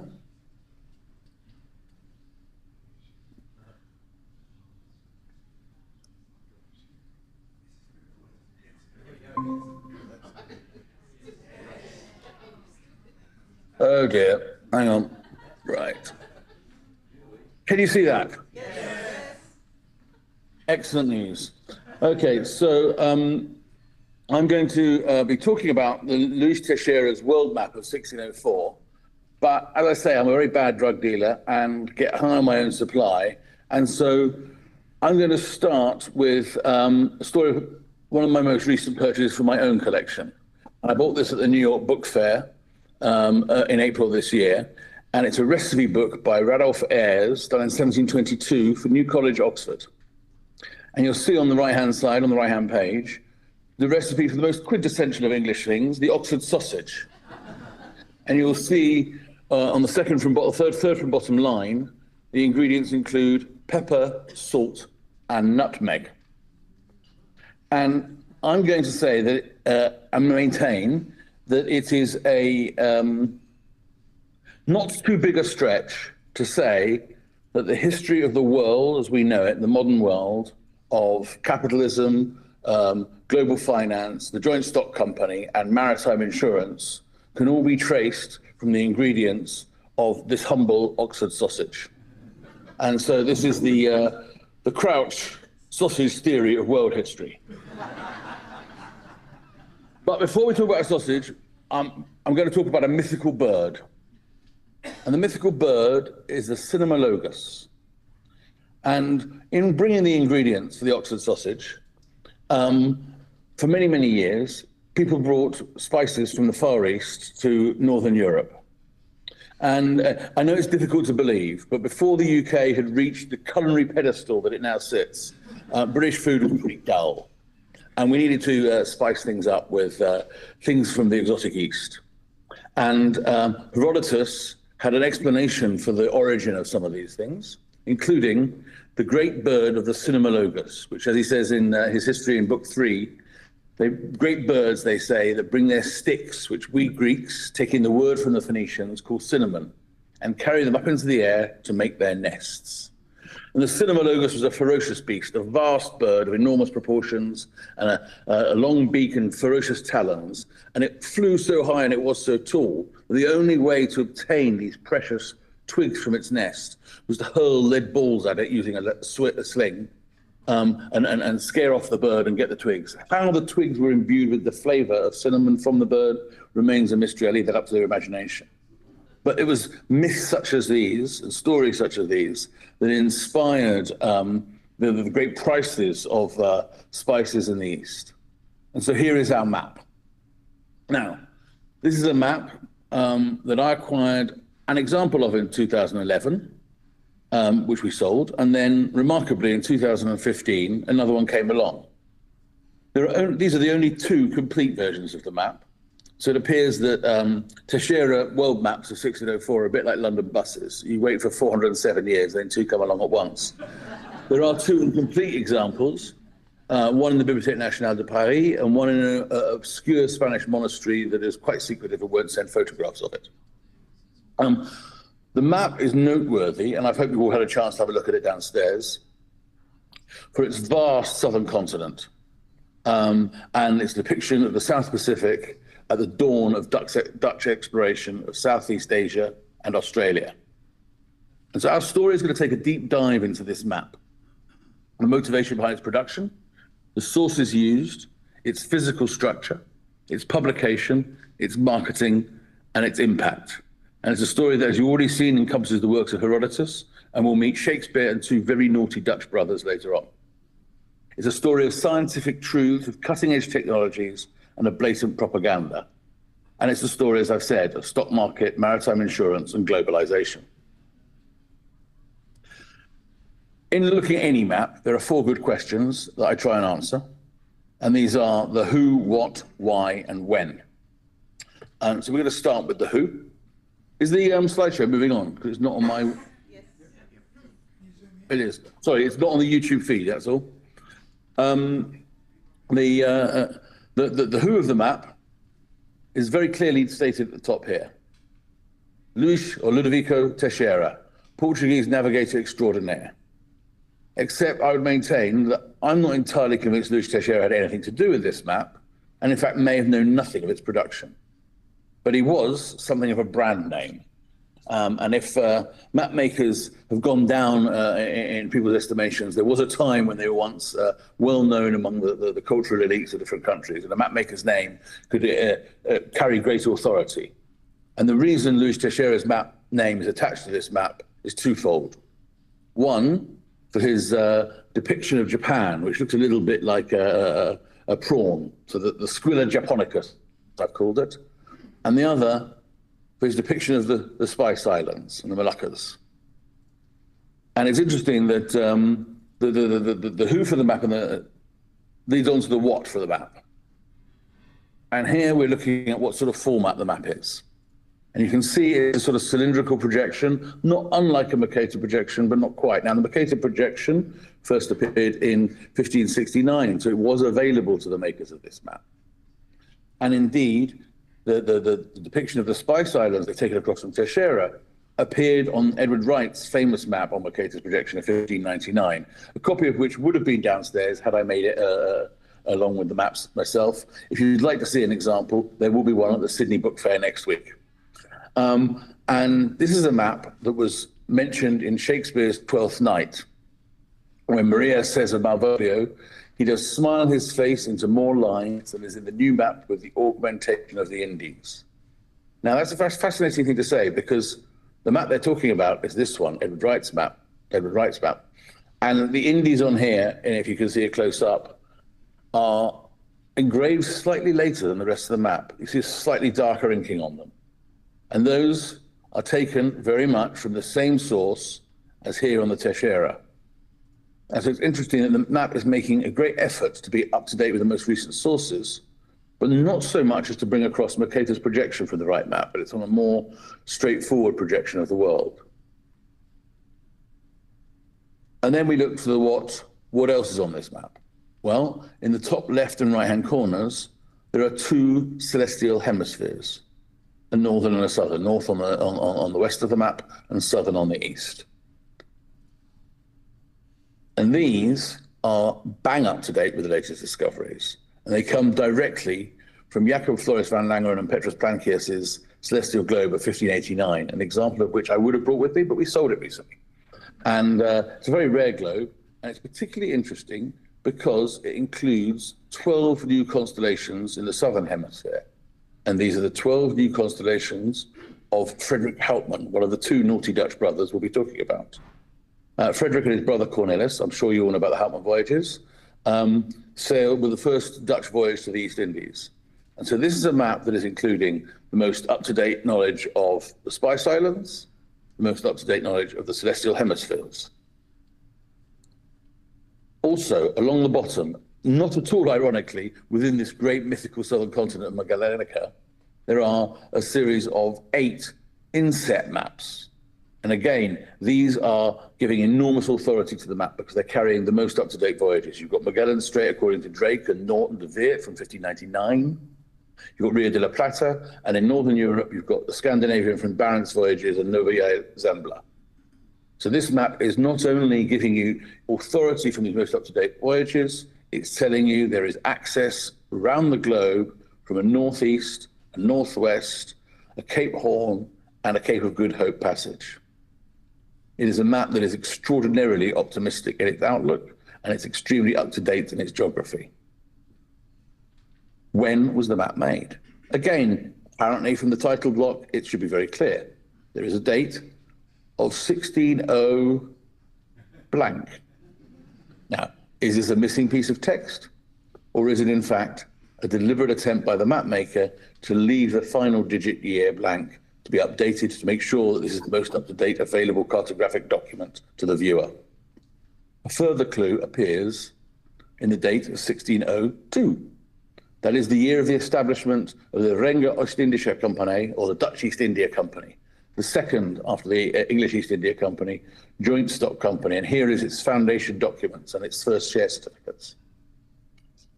It is tempting to conclude that the map starting in 1600 something or other was, if not commissioned, then at least made in time to coincide with the foundation of the Dutch East India Company. And a further clue is given in the bottom left-hand corner. There is a cartouche. And this is where things get really interesting.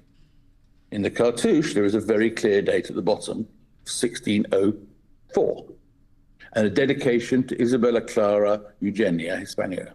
She is, of course, the Queen of the Dutch Netherlands in 1604, and in charge of the southern part of the Netherlands, because the Netherlands was divided between the Spanish Netherlands and the Dutch Republic in the north. And the Spanish Netherlands in 1604, and there's this dedication to her, and above it, I haven't highlighted it, there is a Spanish coat of arms. If you look very closely at the map, however, you will see that that is a paste-on. The coat of arms above is a paste-on.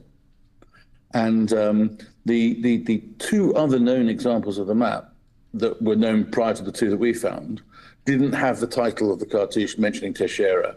And so they were written about by Marcel de Thun, and they assumed that they were engraved by Joshua van der Ende and perhaps described as being done by Blau. In fact, as this cartouche makes quite clear, it's published in Antwerp by Johann Baptist Vrins.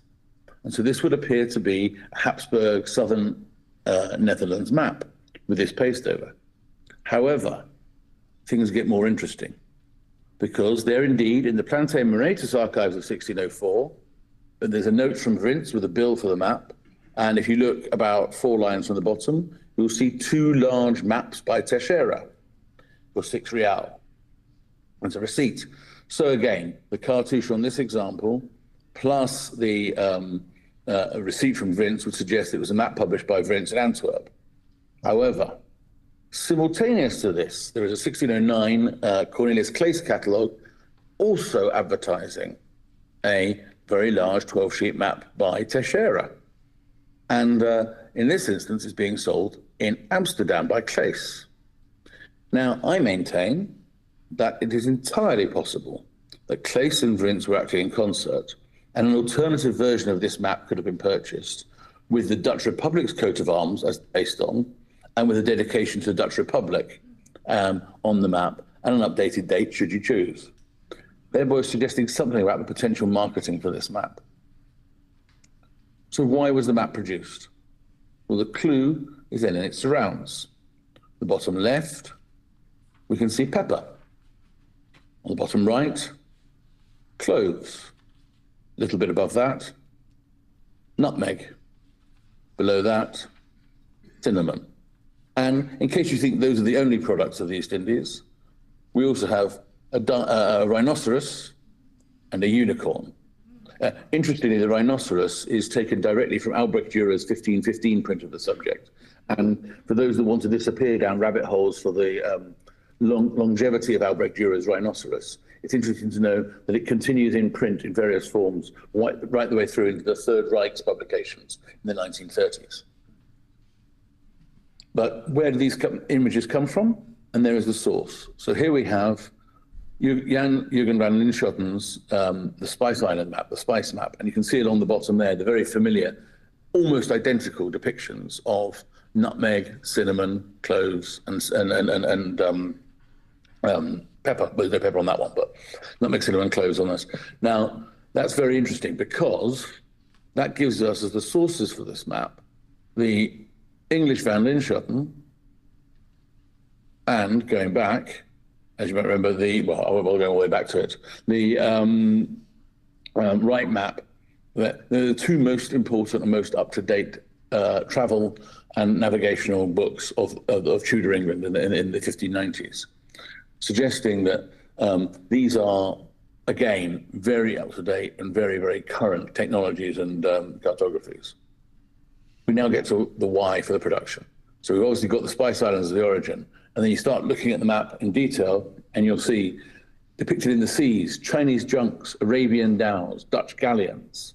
Along the bottom, depictions of personifications of the four continents. So you've got America on the left, Europa with the bull, Africa, and Asia. And indeed, the geographers gathered around a globe in the cartouche.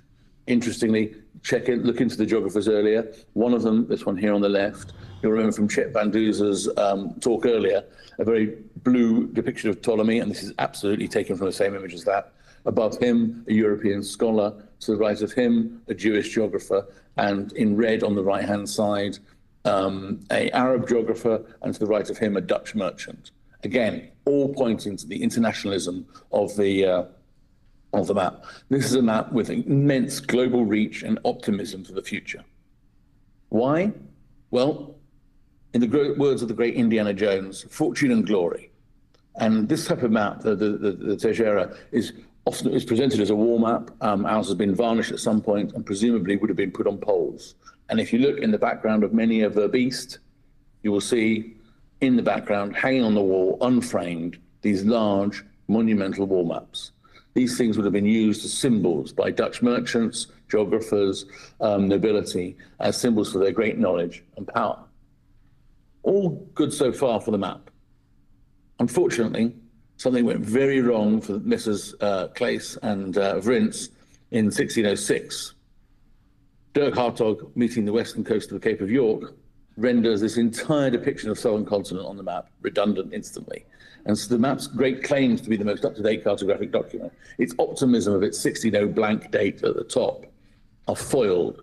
And indeed, in 1607, 1608, Hondius produces a map that supersedes this one and knocks it out of the market.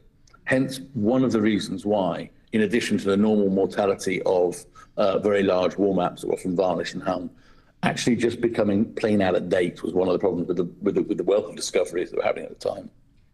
And so what I hope I'm able to demonstrate with this is that the map is a an advertisement for globalization, one of the things that was caused by the Dutch East India Company and was part of the push towards spreading risk in terms of joint stock companies and maritime insurance, leading us for our humble sausage and the need for cinnamon and cloves to the effect of global capitalism that leads us to stock market bubbles and tariffs today.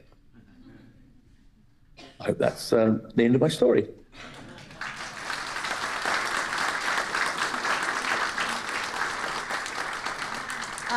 Thank you, Daniel. Can you hear us still? You there? I can just about hear you. You're very, it sounds very strange for me. Can you hear me okay? Yes, that was excellent. Thank you very much. You know what? I know that we're doing this wrong way round, but I'm just going to ask if anyone's got one question, because once Daniel goes, we may never get him back. Does anyone have one question for Daniel?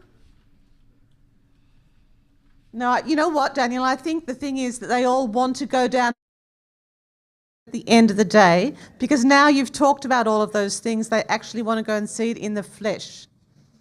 I think that they're all nodding furiously. Okay. Excellent. Well, I hope any of you who can make it to Sydney next week, I will try and get to the right continent this time. Okay. Thank you very much. Thanks, Daniel. Thanks so much indeed. Bye. Okay. So next on our series this morning is Dr. Susanna Oh, no, hold on. No, we're doing Mary first, aren't we? Yeah, we're doing Mary first. Okay. Now Mary's abstract's gone astray and Mary's bio's gone astray, but I've taken a photo of it and I have it here. And it goes something like this. Mary has worked at Mona since 1999, primarily as the manager of the library collection and with occasional forays into antiquities and numismatics.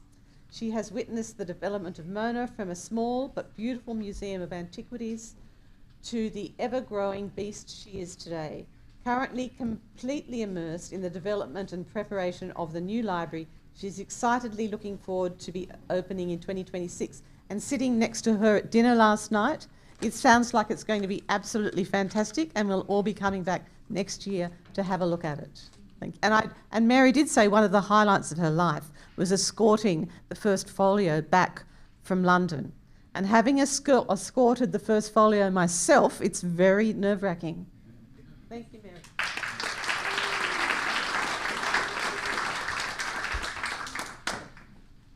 Okay, am I standing the right distance from the mic? Yep, good. I'm here to talk to you about the Mona Library collections. And I realised in listening to you all that one of the things we do is try to draw together the threads of all the things that we experience here at Mona. When I think about myths and realities, that's kind of the tense line we walk here all the time and every day. As Maggie said, the new library is being built. So those of you who've come up the driveway will have seen this large concrete megalith out there. We're part of that complex, not all of it, unfortunately, but quite a big part of it. There's never enough space. So we're a work in progress, and that makes it a little bit difficult to talk about our collections because large parts of them are in boxes at the moment. Some of them are dreams that we are waiting to arrive, and because of the nature of the way we collect things, our path diverges often and frequently. And so it's a bit like doing the time warp, you know, suddenly it's a jump to the left and then it's a step to the right. But our main goal really is we look at the transmission of information, and whether that's a book or a map or an atlas or a painting or a drawing or a photograph, all of those things are of interest to us.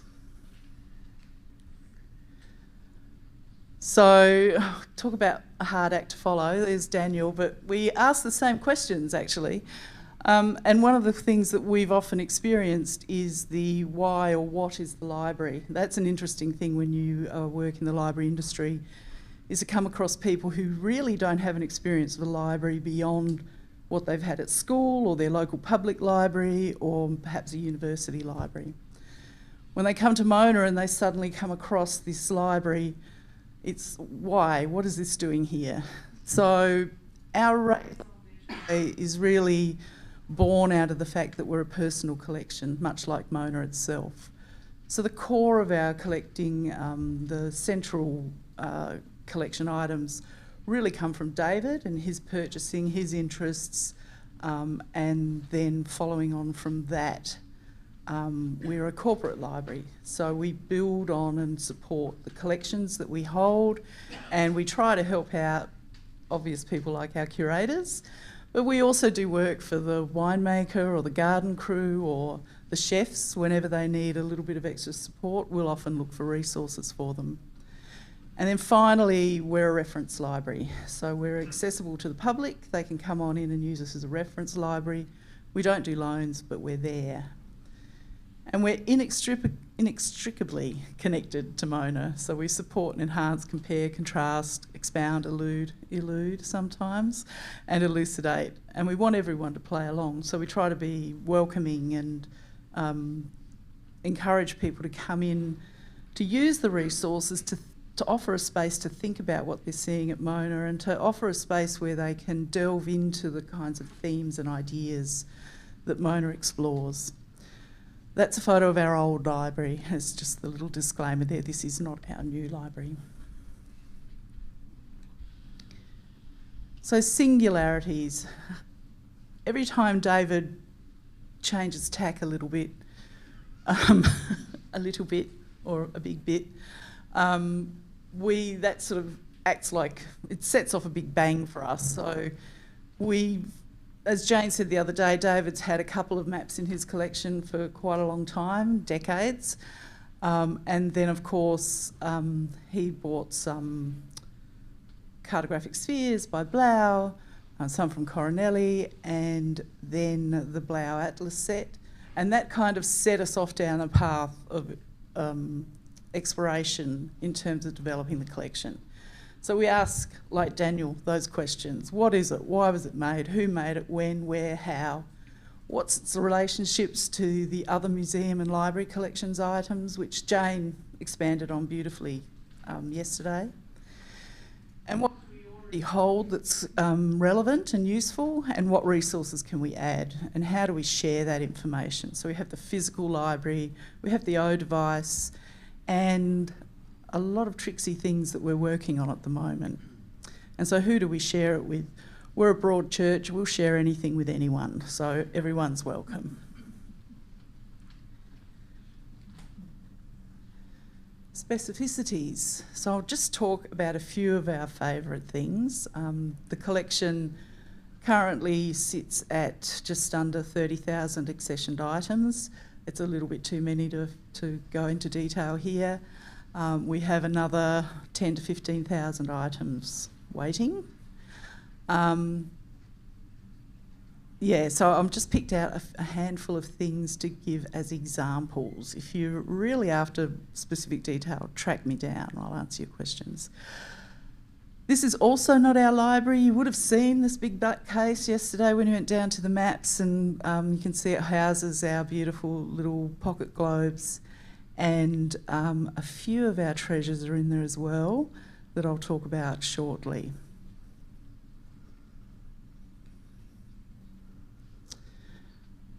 You would have seen yesterday our Who's sea charts, and this is just a brief outline of the sorts of journey that this type of purchase sets the library team off on. So when something like this comes into the collection, we analyse it straight away in terms of, well, they're sea charts, so we need to know what sea charts are and what sort of resources are available. We want to look at the cartographers, so Goose and Jacobs. We're interested then in the VOC, or the Dutch East Indies Company. And then we compare them and link them to other museum collection items, and then we'll pull in a list of what we're already holding in the collection that may help us in this research. So, for example, we have several volumes of the history of cartography, and that's a useful resource for us. And then we'll look at what sort of books, papers or technical texts we can bring into the collection that help. So Sailing Across the World's Ocean by Schilder and Koch is probably the classic text in this area. We'll look at biographical texts about those people. We might look at facsimiles and reprints if we are trying to find a book that we can't get the original of. And we'll also look at digitisation as a way of sharing information. Now, this probably is a part of our new library. So David and I discussed this. I didn't really want to give too much away about the library. It's being built, so things can still change. They could be changing now down the hill as we speak. But I did want to show a few renders that we've had made to help our decision making and planning. And we will have a small map room in the new library, and this is part of it, and we'll have those vellum maps on display there.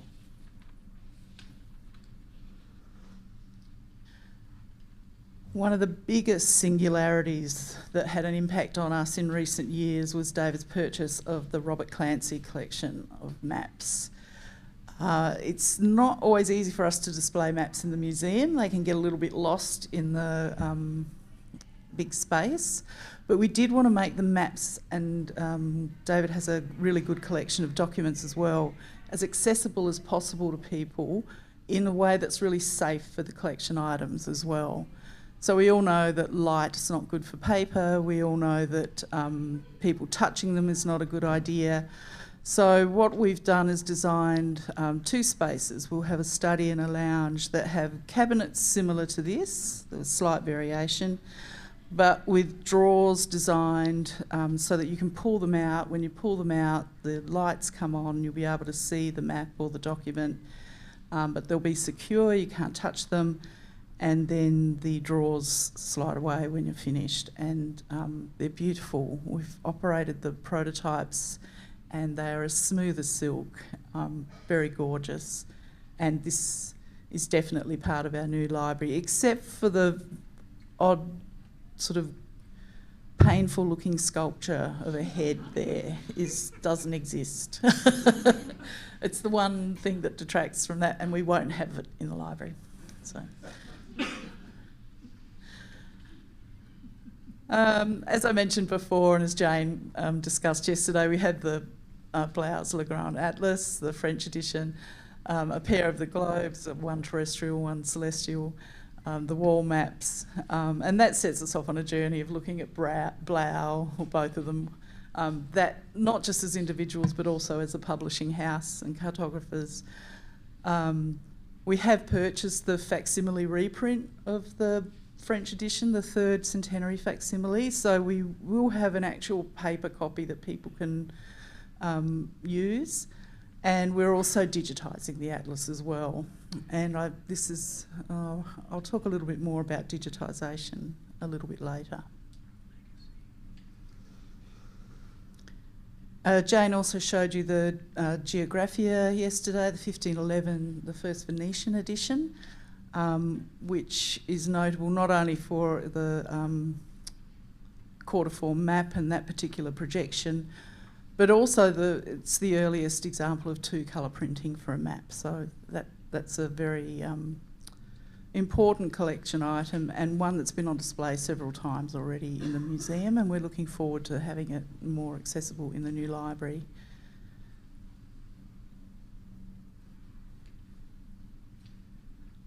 There are more atlases, and I could go on, I could probably spend an hour talking about them, but a lot of them are, for us, are works in progress at this stage.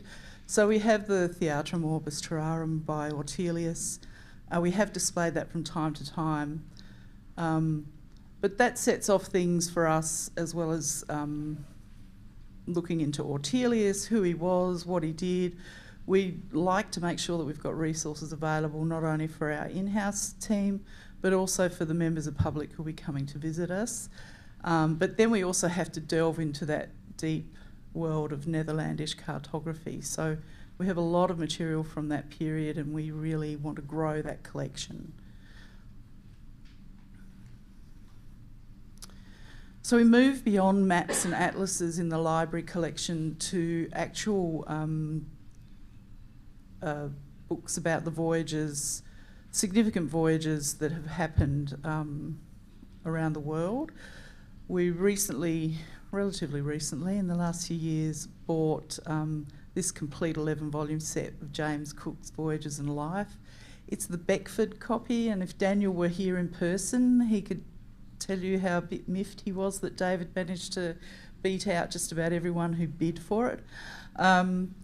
It's gorgeous, it's in beautiful condition, it's in the Beckford house binding. It's something that we will certainly be displaying, but also digitising so that it's a bit more accessible. But of course, this sets us down the path of, within the library, we collect extensively books about James Cook, by James Cook, and these particular voyages. This little treasure, you might have spotted it in the big black case last night. It's a lovely first edition set from the Bonham Library. That's the complete 4-volume set of HMS Adventure and Beagle. So you see there the third volume is by Darwin and the others by King and Fitzroy with appendices. It's in beautiful condition if you're a rare book person. It's a stunner.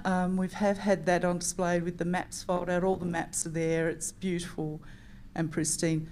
But then again, this also sets us off down the path of tracking the Beagle, tracking the Adventure, tracking those Pacific voyages. Evolution is a massive theme for us at Mona. It's something that we explore and investigate daily. It's always at the forefront.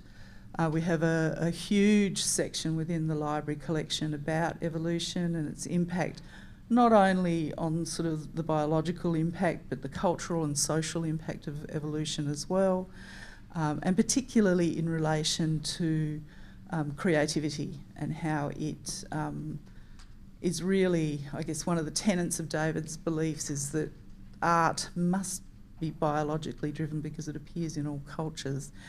And Darwin, of course, has a massive impact on our thinking in that area. That also links to that sort of which Jane mentioned yesterday, the intergenerational transmission of information. With documents like books and maps and plans and texts, we're able to sort of transmit or store and transmit information to the next generation without having to start from scratch every time, and that's important in our thinking as well.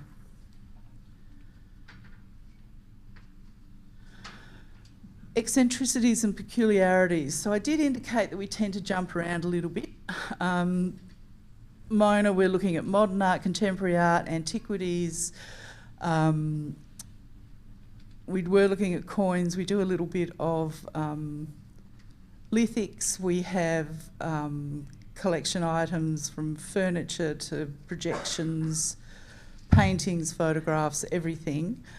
And that's all represented in the library collection as well. So we have books relating to those. But in relation to cartography and exploration, these are kind of the core areas for us. So Antarctic exploration is an area of intense interest for us. Pacific exploration, the appearance of Australia in cartography, helped out mostly by Robert's collection. And then the map makers themselves, globe makers, explorers, publishers and creators, all sort of paths that we veer down.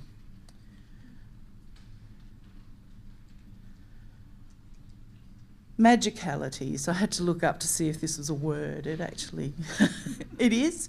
It has a sort of, appropriate to this setting, it has a meaning in the sort of woo-woo, magical kind of witchy world, but it also has a meaning in physics, and it's something about the perfect balance between electrons and neutrons or protons or something in molecules.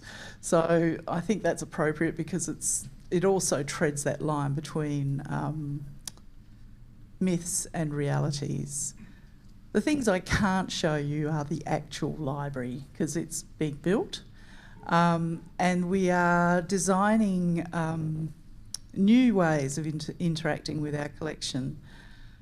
This particular render, which is just one view of our new library, and please don't share, shows an idea of how the space will look.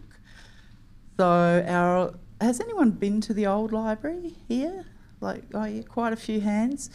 That was around about 200 metres square. This new library will be about 1,300 metres square, split over 2 levels. So we have a large lower level with a mezzanine above it.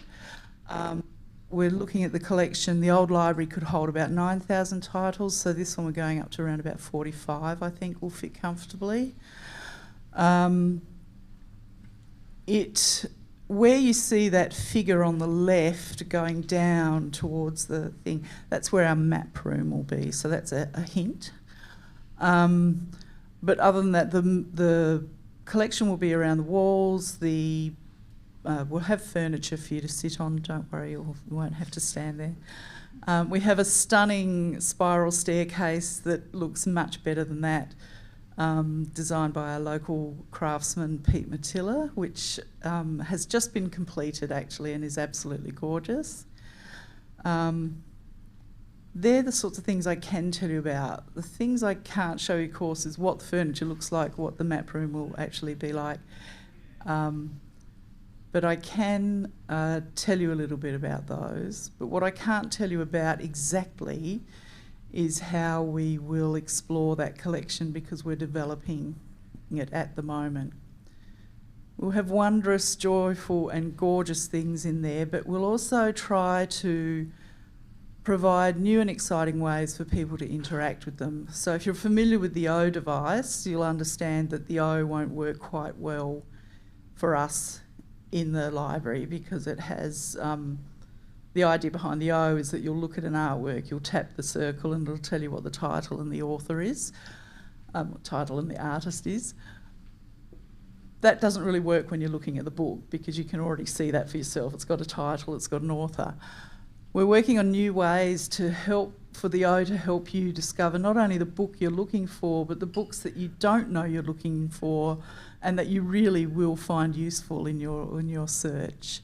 So that'll be a really clever system that actually interacts with you to develop a list of potential reading tools and to help you to explore the collection. And probably the most challenging of all for those of you from the library industry is we won't have spine labels. We've trialled this, it does work.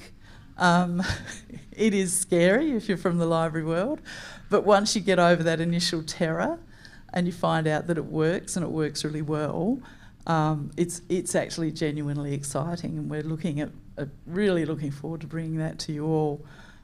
We found, just as an off-the-cuff thing for my library colleagues here, that when we didn't have spine labels, people interacted with the books much more. So spine labels are a little bit threatening for a lot of people. So that was an interesting learning for us. And this was a little bit of a, Joe from my team helped me pick this slide.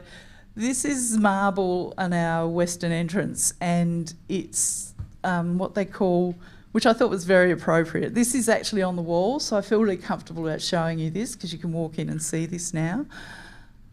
It's when they slice the marble like that, they call that bookending, so I thought that was very appropriate for the library. But I also think it's like a Rorschach blotch, so you can blot. So you can imagine whatever you want is there. It might be a dinosaur or an explosion or whatever. And I think that works in with how we think libraries and museums should be, that you can come in and imagine what you want or interpret what you want or find what you want. And so this, for us, is a really symbolic sort of scene of when you come to see our new library, which we hope will be open in June next year, that you can find within it whatever you kind of want and even things you didn't know you wanted. So I think that's me.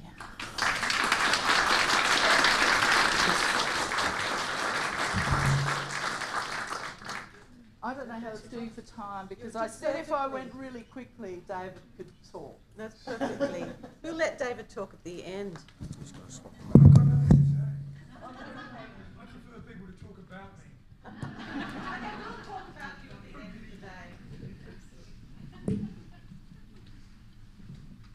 Okay, so next we have Dr. Susanna Hellman, who's going to talk about rare map acquisitions at the National Library of Australia. Dr. Hellman is Senior Advisor, Curatorial and Collection Research at the National Library of Australia. She's worked with the Library of Maps collection over the past 16 years, for most of the time in the library's exhibition section, but more recently in the collections branch on acquisitions, research and promotion. She was one of the 3 curators, along with Martin, on the library's 2013 to 2014 Mapping Our World exhibition, and she has a PhD in history from the University of Queensland. So, thank you, Susanna.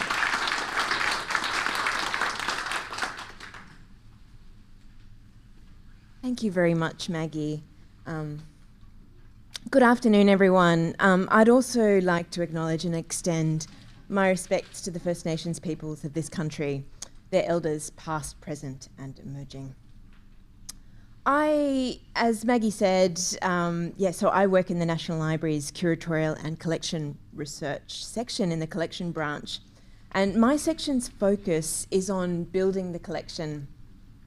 My current role encompasses a focus on research and promotion of the collection, as well as acquisitions.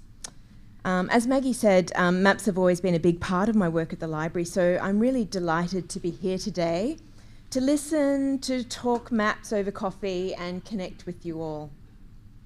It's also great to be here at Mona and see your wonderful collections. The theme of this conference aligns with the library's maps collecting focus, so it really felt very natural to propose talking about some of the rare maps the library has been collecting since late 2021, roughly since I started working in the collection branch and Martin retired from the library. Strengthening how the library represents the story of the mapping of Australia and our region really drives the National Library of Australia's rare maps collecting. Today I'm going to talk about 6 items.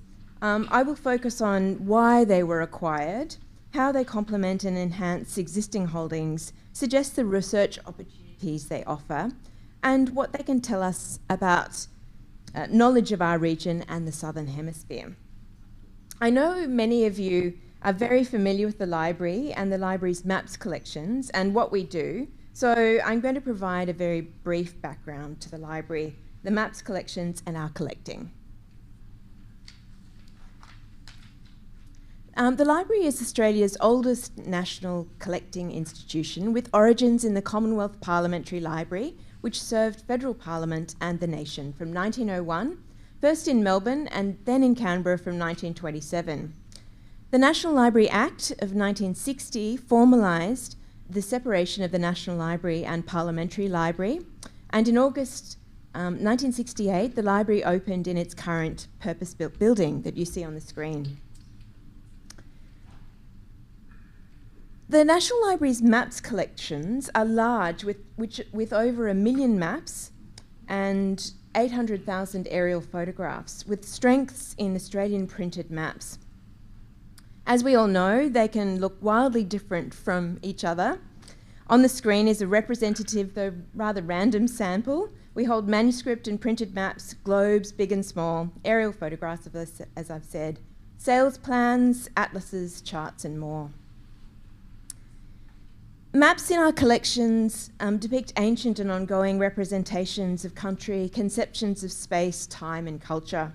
Highlights of our First Nations holdings include Edward Koiki Mabo's map of his country on Mare in the Torres Strait, submitted as an exhibit in the Mabo case, and also a stick chart of the Marshall Islands representing Pacific navigation. We hold printed medieval world maps, printed centuries after they first began to appear in medieval manuscripts. And now I'm just going to show a few highlights of the collection. we have these two printed maps of the West Australian coast by Hessel Gerrits, chartmaker to the VOC, dating from 1618 and 1627. Very unassuming, but very important. What we call the Blau map, which has come up in this conference earlier, a 1663 printing of Johan Blau's 1659 wall map, Archipelagus, which depicts Australia and our region. And we'll come back to this briefly later. And what we call the Vlaming charts, two manuscript maps produced between 1697 and 1726 by Gerard van Keulen, depicting the West Australian coastline. If you line them up, as I've done here. And here is one of the more than 7,000 sales plans of Australian real estate. 4 formed collections underpin the library's rare maps collections. The collections of Edward Augustus Petherick, Sir John Ferguson, Sir Rex Cavell, and R.V. Tooley. He's on the next slide. Here they are with their collections, at least 2 of them. Perhaps the most enigmatic, really, is Edward Augustus Petherick. Petherick was the London agent of Melbourne bookseller George Robertson. He sold his collection to the Commonwealth in 1909, and his really vast collection, distributed throughout the collection, is perhaps of unquantifiable proportions. European exploration of our region was one of his great passions, and maps in particular. Yet it's also thanks to him that we have a Jane Austen manuscript letter and much more. His maps and rare books are some of the most unique and important in the collection. You've already seen the Gerrits maps there and the Vlaming charts. We also have the only known copy of the first edition of Hendrik Donker's 1659 Atlas de Zee, Atlas of the Waterworld, which came up yesterday.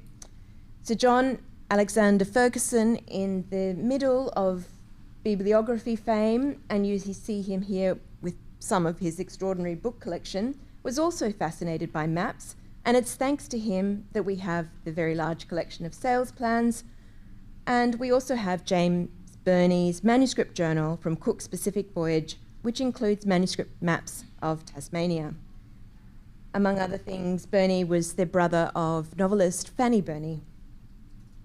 Then Sir Rex Cavell, a New Zealand-born London art dealer whose collection of staggering proportions was acquired by the library between the late 40s and the 70s, though perhaps the strengths of the collections lie in its pictorial collections, oil paintings and watercolours, as well as printed collections. Maps are a large and important part of the collection. He had a great eye for a rare hand-coloured printed map. Ronald Viatuli, who I'm sure you all know well from his books, was an English rare book and map dealer who spent most of his career at London firm Francis Edwards. The Tooley collection comprises 1,277 published charts and maps, nearly all of which have been described in his book, Printed Maps of Australia. The library acquired the bulk of his collection from dealer Nico Israel in 1973. Though we collect published Australian maps comprehensively under the legal deposit provisions of the Copyright Act of 1968, we take a more selective approach to retrospective cartographic items that come up on the market. As with all public institutions spending public money, we have to carefully consider every acquisition. We are guided by our collection development policy and collecting strategy, which you can find on our website. We're also conscious of the broader distributed national collections and what is important for us to hold physically as the National Library. So it's in this context that we collect for the nation and make it available in our reading rooms or on site. You can sign up for a library card through our website. So the 6 items I'm talking about give a sense of some of the most significant rare cartographic items we have acquired in the last 4 years. I brought in 3 of these myself, but for the others, my role was limited to advice. So I'm drawing on the work of my colleagues Susie Russell and James Schofield, who are happy for me to talk about them today. First, I want to talk about the what is often called the Heaven and Hell map, or Saliba map. We acquired this rare, dense, and spectacular cosmographical Dutch map dating from 1700 by Ambrosius Scheveningen, but this map has much older origins. It's based on the map of 1582 by Maltese Antonino Saliba, then reversioned by Cornelis de Jode in 1593, and it's on de Jode's version that subsequent versions were based. There's a very long list. Its title in English is True Representation of the First Matters or Elements. It incorporates elements of alchemy, hermeticism, and more, and in 1700 it represents a much earlier conception of the universe that followed Ptolemy and Aristotle. So it gives a lot of bang for buck in one map. It shows the cosmos with 8 concentric rings, with hell, the inferno at its core. This is I was very happy that our marketing team actually captured someone looking at it. Very naturally. And hell features humans writhing in flames amidst devil-like creatures. Moving outwards is the underground world with miners, tunnels, and rivers. Next is the above-ground world, featuring windmills, houses, trees, the seas, and ships. Beyond that is a world map of named lands, seas, ships, and sea monsters. And it goes on. In considering this map, of course, it's important we need to say how relevant it is to our region, because that drives everything we do. And so how does it depict the Asia-Pacific region and the Southland? And here we go. These are the bits. We've got names like Jalolo for Indonesia, Bibalon, the Philippines, and Borneo. We've also got a polar view, Terra Australis Nondum Plane Detector, and Nova Guinea, clear references to the land masses of our region. So we also look at how it feels, and I've sort of said it has a lot all in one map. And it's also really stunning, and the opportunity to make things available for researchers and also promotional opportunities all in one thing made it a very attractive map. It's clearly made for the luxury market, however. It's a curiosity made to dazzle the viewer with the breadth of its vision and to celebrate the technical skill of the engraver. The second map is this map of the Sunda Strait from 1602 by Lucas Janszoon Wagenaar. It filled an important gap in the library's holdings. We didn't hold any representation of any of the maps from Wagenaar's celebrated pilot books, and this map was from the 1602 edition of his Trésor de Zeevaart, Treasure of Navigation. It's the first map of the Sunda Strait, the important strait between the islands of Sumatra and Java, which was arguably the secret to Dutch success in the East Indies. Rather than following the established Portuguese sailing route from Europe to the Indies, the VOC followed Linschoten and Plancius's proposal to enter the Indonesian archipelago through the tiny Sunda Strait. So we all know about Wagenaar. He was a notable figure in the golden age of Dutch map making, and so this was great to be able to acquire this. It complements a range of different holdings in the library's collections, including works by Linschoten, a news map featuring the Dijfken dating from around the same time. We got a little globe. We acquired this 1719 terrestrial pocket globe by the German-born English cartographer Hermann Moll. I should say that these are photographs taken when we were first looking at the globe, not after we acquired it. When I think of Moll, I think most frequently of his maps for William Dampier's accounts and for Swift's Gulliver's Travels. His work has a really distinctive look and lettering.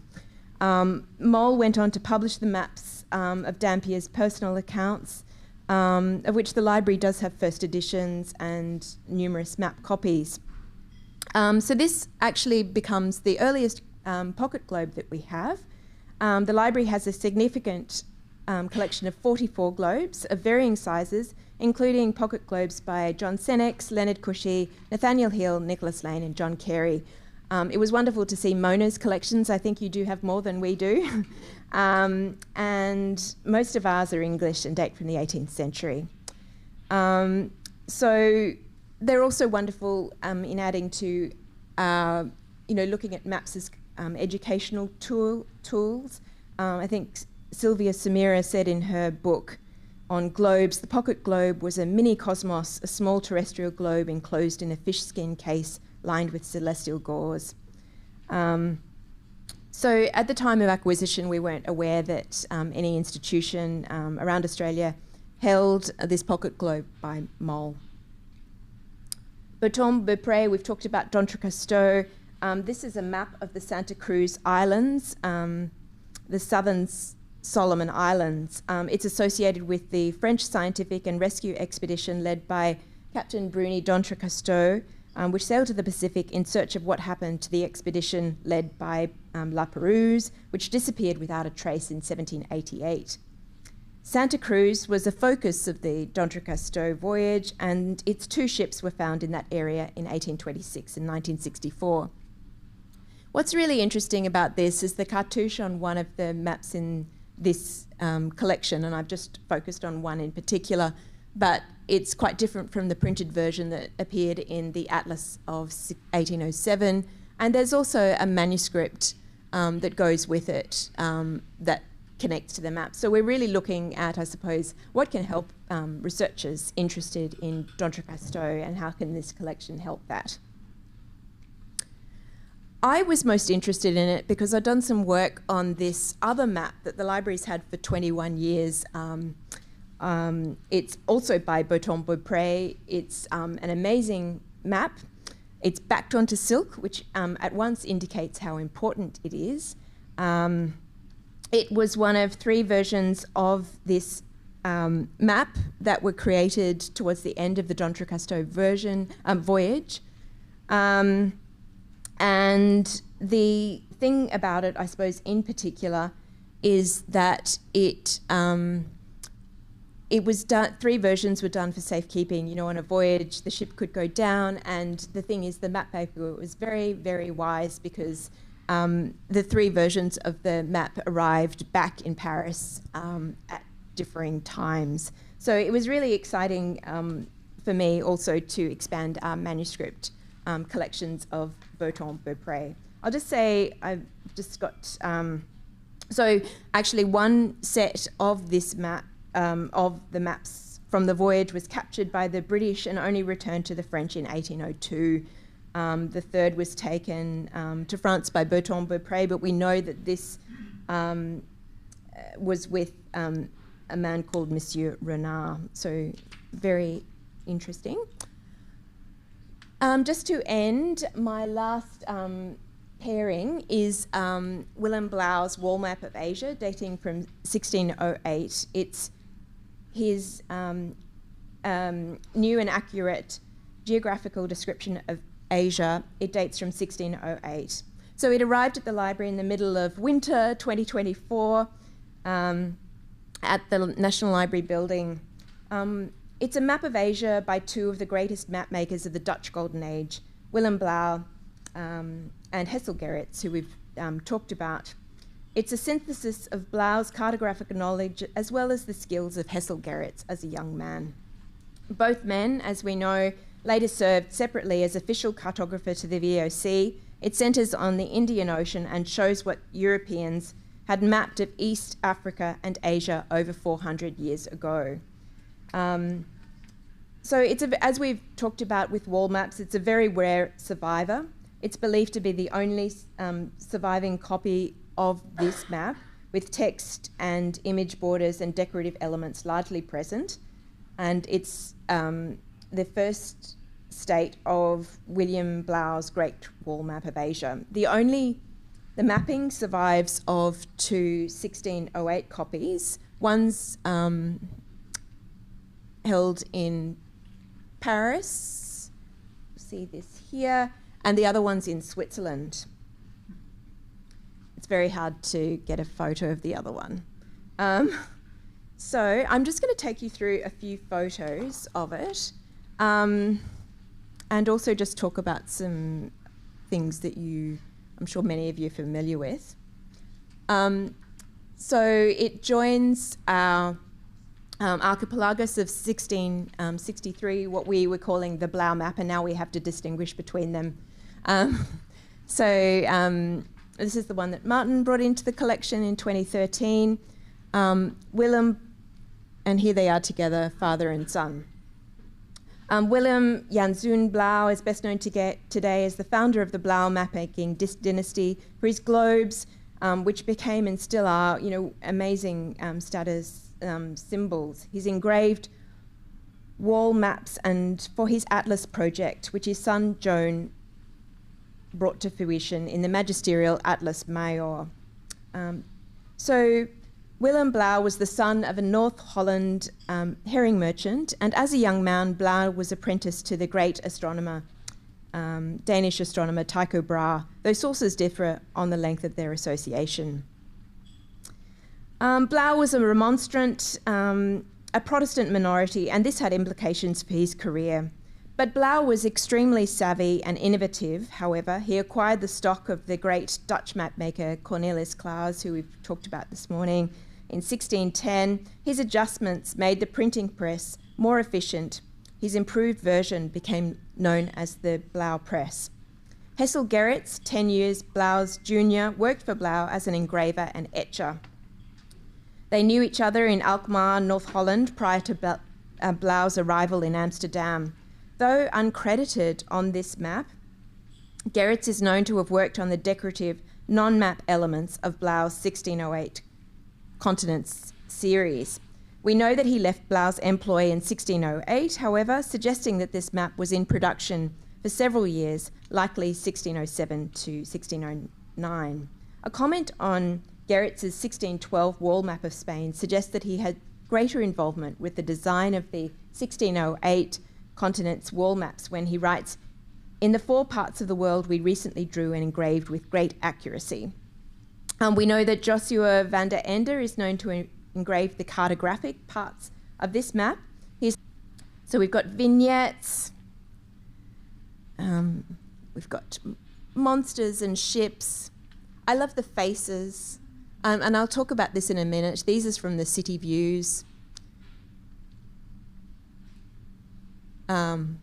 Crabs and close up, monsters.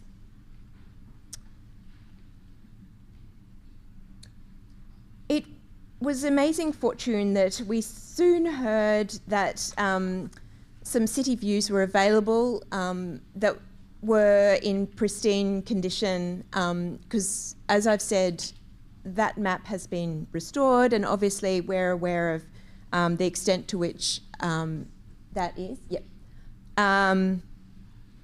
And I mean, of course, this map of Blau, it wasn't varnished, so it didn't have some of the issues that our Joan Blau map had.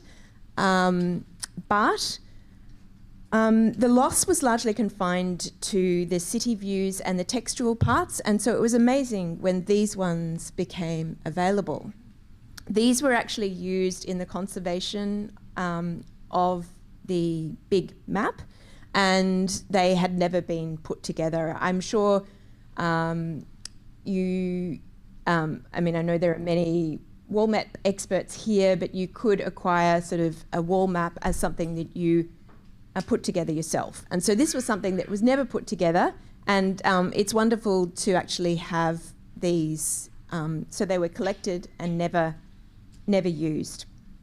What's really fabulous is to use the extensive work done by Gunther Schilder on these maps, and he's located, where Gerritz got all of these city views from. And so we can identify that in his Monumenta Cartographica Nederlanda. So, and I've got a list of all the books that they come from, which is really wonderful. So, my paper has really aimed to provide a taste of these recent acquisitions, the stories behind them, and the context in which we're curating our collections. Our policies, our existing collections, as well as our driving purpose to record Australia's documentary heritage and provide access to our collections to all Australians and indeed beyond. Much of our maps collections are digitised, so please check out our catalogue if you haven't already. Thank you very much. We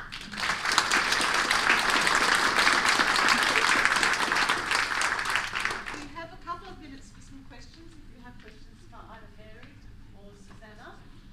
Do we have a microphone? No, we'll just talk loudly. Any questions? Yes, Judith. Both to Mary and Susanna, you both mentioned the miniature pocket globes. Is there a thank you. Is there a story behind the ones, particularly the ones here at Mona? Mary, is there a story behind the miniature pocket globes? Jane would know more than I. David probably knows most. Well, I mean, we always have loved them, those little sharks. I mean, I've coveted one most of my teen to adult life myself, because I think it is that idea of the world in the, and I don't have one yet, David, but I like the silver one. That's why we work for people with collections, so you can have them without paying for them. David did buy them as a collection, and yeah, and you've been outbid on at least one. So it did come, I think, as a bit of this revived interest in maps. They did come after the great big Blau maps came to Mona. And so I guess it was part of the map renaissance at Mona. But is there any other particular? People spend like 30 grand on a watch, and I never understood why. But if a watch was a representation of the whole world and a way of both establishing status and also very directly establish an interest in the world, and, you know, it's better than a hotted up Tirana. Like, much better than, unless it's a very, very good Tirana indeed. I'd also add that because most of them are the 18th century, they're a lot later than our other very special maps, and they do take us into the kind of evolution of the eastern coastline of Australia on maps. So I always think, you know, they always say that when you're buying these pocket globes, they always tell you that, you know, the gentlemen would go down to the coffee houses and take their globes with them. And I just can imagine this coffee table with these coffees and people pulling pocket globes out and saying, I've been here and my globe's better than your globe. It'd just be fun. Okay, any other question? Up the back here. Yeah. Scoot through here if I could. And then we'll be ready for lunch, I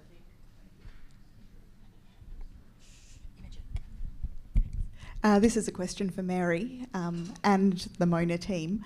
Being a private collection, but you talked about digitisation, so I'm wondering if you are having conversations about open access and making some of those resources available, or how digitised resources will be available for researchers around the world and that sort of thing.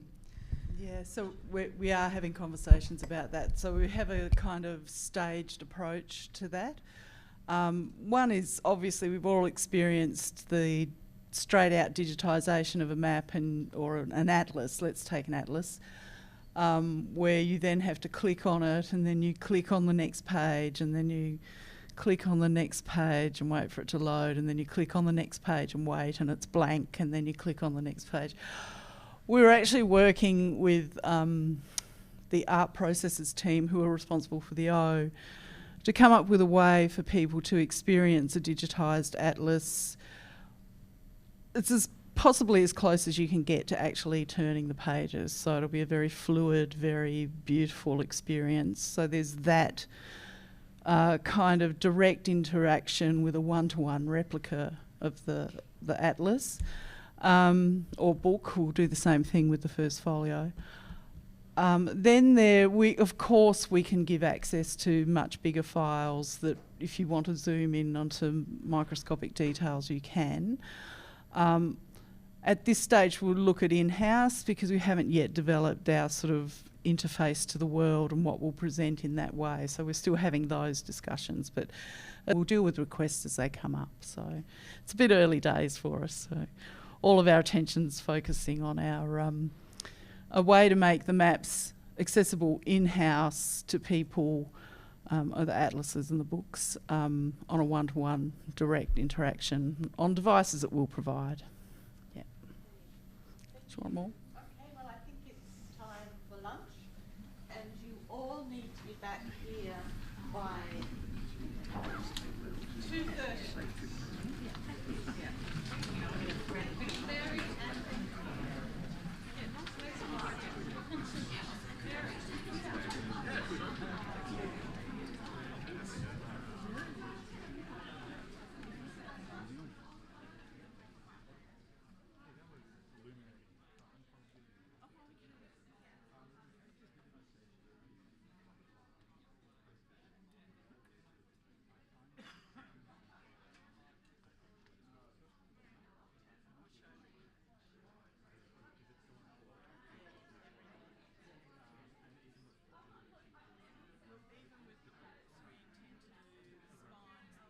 How's the tech centre going? All right?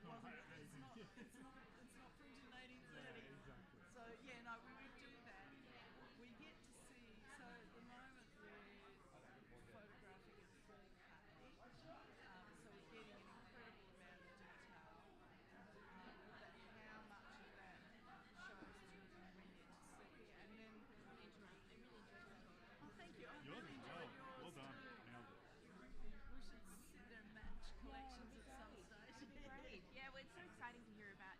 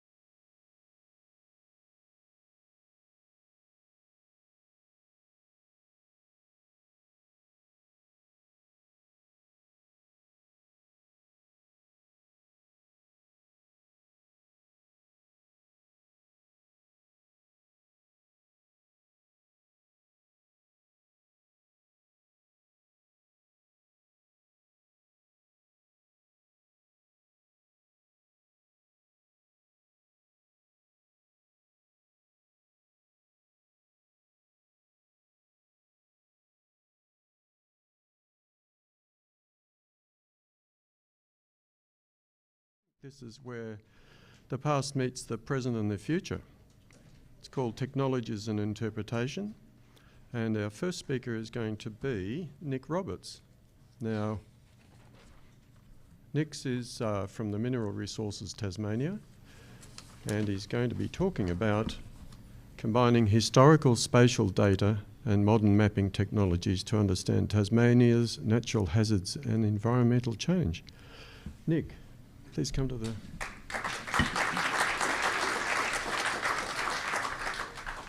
Great, thanks, Andrew. So I work at what's effectively the State Geological Survey. My title there is Natural Hazards Geologist. I'm also a research associate at the University of Tasmania, which allows me to kind of work with specialists across several schools. But I kind of work at this intersection of physical geography, geology, and engineering. And the idea is that I try to understand kind of Tasmania's more recent geology, specifically how the landscapes are evolving, how the environments are changing, and then the natural hazards that kind of happen as a result of this. So not just how people potentially can understand or affect the landscapes, but how the landscapes can affect people. The accent's probably given away. I'm not a Tasmanian by birth. I moved here from Vancouver for a one-year contract with MRT 7 years ago and just never left. I love it here. There's a lot to love. Great food, great booze, great landscapes, great things to do. But I think I'm not shy to admit to this room that one of the things I love is the wide variety of open access data sets. And I tend to leverage those in my work. I think it makes my work easier. It makes my work, I think, better. And so what I'm talking about today is in part the modern data sets I use, and also how I kind of leverage some of the older kind of colonial and especially early post-colonial data sets to understand those modern data sets a little bit better. I'll make the point too that almost everything we're showing today is it's publicly available, digitally available. There's one data set that's not publicly available yet because we're actually working on it as a research project at MRT, and in the near future that'll kind of be hopefully made available for everyone in the state and world to access.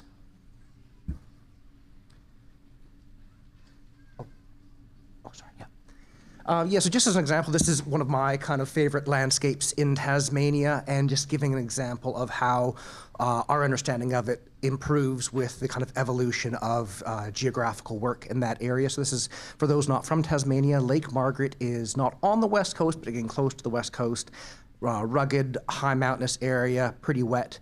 So every time there was a cold climate during the last million years, each glaciation, we had glaciers growing in this area, and that's what's formed a lot of the landscape. So this is one of the first maps, a little sketch map of the area from the late 1800s. You can see a few features of note here. See that's right. These dotted bits, these are things called moraines. And a moraine is basically a landform where a glacier is moving things as a conveyor belt and bulldozing. You just have a big ridge of junk, basically, that records where the glacier sat. And then we've got a little lake just inboard of that here called Basin Lake. So the next map gets a bit more detailed, only a few years later, but it's a bit more detailed survey, so we see better that moraine right here in Basin Lake. Now we jump forward to some air photos. Air photos started being acquired on a regular basis in Tasmania in the 1940s. So here we see that moraine and Basin Lake again. And then using some of the earliest air photos, a fellow named Edward Derbyshire, who was a visiting geographer from the UK, started to create this glacial map of Tasmania. It doesn't have a huge amount of detail because it's only 1 to 250,000 scale, but it was the first attempt to synthesize all the glacial knowledge of Tasmania. So you can kind of see we're moving forward in detail and accuracy. Fast forward to almost present day, and we have a great digital elevation models. This is 1 meter resolution digital elevation models. Vegetation artificially stripped off, and now we can see pretty well that moraine, and that's called the Hamilton Moraine. It's the tallest moraine in Australia, and just superimposed here is some of the larger scale geologic mapping MRT's done in the area. What I've been doing a lot of lately is taking those digital elevation models and making nice little 3D models for geoeducation and outreach. We 3D print those. These things have gone over really well at things like National Science Week, for field trips, for undergraduate courses, and they're just, even for me, just to look at, I kind of get a different appreciation for the landscape. So you kind of get a sense of how things generally are kind of progressing over time. I'll just step back and talk a little bit about where I work. Mineral Resources Tasmania, I actually don't care too much about minerals, but most of my colleagues do. I'm specifically in the Geological Survey branch, and I get to kind of nerd out and do my part on landscape evolution. But some of the stuff that our geohazards group does is mapping, particularly of landslides. So just an example here, a satellite image in 2016. We see one landslide up on the corner here. And each time there's a big rainstorm event, we usually get a bunch more triggered. This is the western tiers on the northern edge of the Central Plateau. Those LiDAR data sets I mentioned before, this is a landslide in a similar area. That landslide stands out well because it's taken out the vegetation, but the vegetation also hides stuff underneath. You artificially strip away the vegetation, and now we see there are all sorts of similar scars from older landslides and some really big kind of slumps that are affecting big portions of the slope. So that's some of the stuff we do. We do some broad characterization of material properties of different things for understanding how they could behave under certain scenarios. A lot of it, though, is we're basically collecting, storing, and making publicly available big geoscientific data sets. So this is part of our statewide landslide inventory from Kingston, just south of Hobart. We also have a drill hole database, thousands of drill holes and test pits from around the state. And a good number of these actually have the core stored in our core library, a very different type of library, but just over in Mornington, 15 minutes from here. We have over 700 kilometers of rock core from around the state. A great resource for anyone working in, construction sectors, geotechnical sectors, resource sectors. We do some targeted monitoring of landslides to understand the bigger processes overall. This is the School Creek landslide just south of here in Taroona. Unfortunately, there is a high school and an elementary school both built on top of that landslide that are very slowly, about a centimeter a year, going for a ride toward the Derwent estuary. And then we use a lot of these data sets, especially the Lancet inventory and the elevation data sets, to create things that are used statewide for planning. So it's called the landslide hazard bands. It's actually a planning overlay. And this is used by state and local government to decide someone's building a house, someone's building a subdivision, what level of geotechnical investigation needs to be done to be appropriate for that site. It's just kind of a high-level decision-making tool. Overall, we're just supporting state government, local government, and the public in having better geoscientific information. What we're not are consultants, planners, or decision makers. We're really kind of geoscience information providers. Now, I'm going to quickly talk about two of the modern data sets that I use a lot. They're both remote sensing data sets. One's called LiDAR. I'm sure some of you will have heard of this before today even. Stands for light detection and ranging. The premise, though, is that we have an aircraft or a drone with an infrared laser system on it. It flies over, it sends out this little pulse, and that pulse is thousands of beams coming in at a time, and they're basically working as a rangefinder. They're telling you how long it takes to travel from the aircraft down and back up, and that tells you the distance. So that little peak in points there, all the stuff through here, that's the vegetation canopy, but some of those points get the whole way through the vegetation. They're what we call last returns. They hit the ground, they're the slowest to come back. The benefit here is we can process this and we say, oh, well, for my purposes, I don't care about all the vegetation points, the green points. We'll threshold those out, and then I'm just left with the brown points, which is the artificially vegetation stripped landscape, so I can see the actual landforms underneath. Excellent data set. Lots of parts of the world have LiDAR. Many parts of the world it's not freely available. This shows the freely available stuff in Australia. This is Elvis. If you Google it, make sure you write Elvis elevation, otherwise you get going somewhere else. But you see that the coverage is very good in Tasmania. The darker the color, the higher the resolution. So this isn't all LiDAR. Some of this is other stuff. It's like 10 meter, very coarse resolution. But Tasmania, we're up to about 80% LiDAR coverage now, 1 meter resolution, publicly available. You could download the data sets through here. You can view them other places too. New Zealand's actually up to about the same now. They've been collecting a load of LiDAR recently, and again, it's all publicly available. So Tasmania is kind of leading in the Australian context, though. If you go to something called ListMap, or the Land Information System of Tasmania, this is a public-facing web page that shows all sorts of information, all the publicly available geospatial information for Tasmania.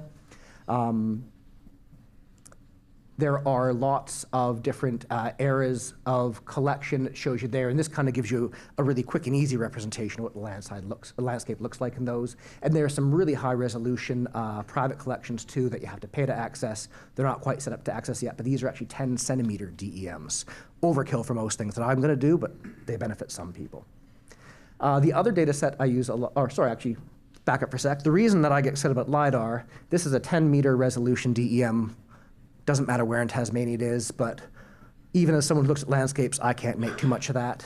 That's what the LiDAR looks for, the same area. So you can start understanding, especially if you know what to look for, you understand where the structure is in the bedrock. You can tell what's bedrock versus deposits, slope deposits, colluvium on top of that. There's some little sinkholes in here indicating that there's soluble bedrocks we get starting to open up. Now, another tool I use a lot is something called INSAR, it's radar interferometry. Don't worry about the name. The premise is that you have radar satellites that orbit the Earth, always looking to the right generally, so you're looking either east or west, depending on whether it's going south to north or north to south. It's a repeat pass technique, so each time the radar satellite goes over top, it sends a microwave pulse out and images the ground. That pulse comes down, and if it's something rough like pavement or grass, it interacts with it. Some of it bounces back, some of it bounces off into space. If it's something like a built structure, like this guy here, you get a fairly strong return back. And if you had a nice little lake down here somewhere that's not choppy because it's not windy, most things just bounce off. So you're getting this radar echo back, and it has two types of information. One is amplitude, one's phase. Amplitude is just the strength of the response. The phase is where you are along this little wavelength here. The phase gets affected by a few things: the amount of water vapor in the atmosphere, noise from the sensor, the shape of the topography and where exactly it's viewed from. But the most important one for me is ground motion. So the idea here, the ground shifts from one scene to the other. You can actually pick up, in terms of fractions of that wavelength, how much it's moved in the direction that the sensor looks. This wavelength, depending on the sensor you're using, could be just a few centimeters. So we're picking up potentially sub-centimeter degrees of motion from one scene to another. So those are two things I use quite heavily. This is an example from that Landsat at Taruna I mentioned before. This is a PhD student I co-supervise in Canada who's done the processing. He's comparing different sensors.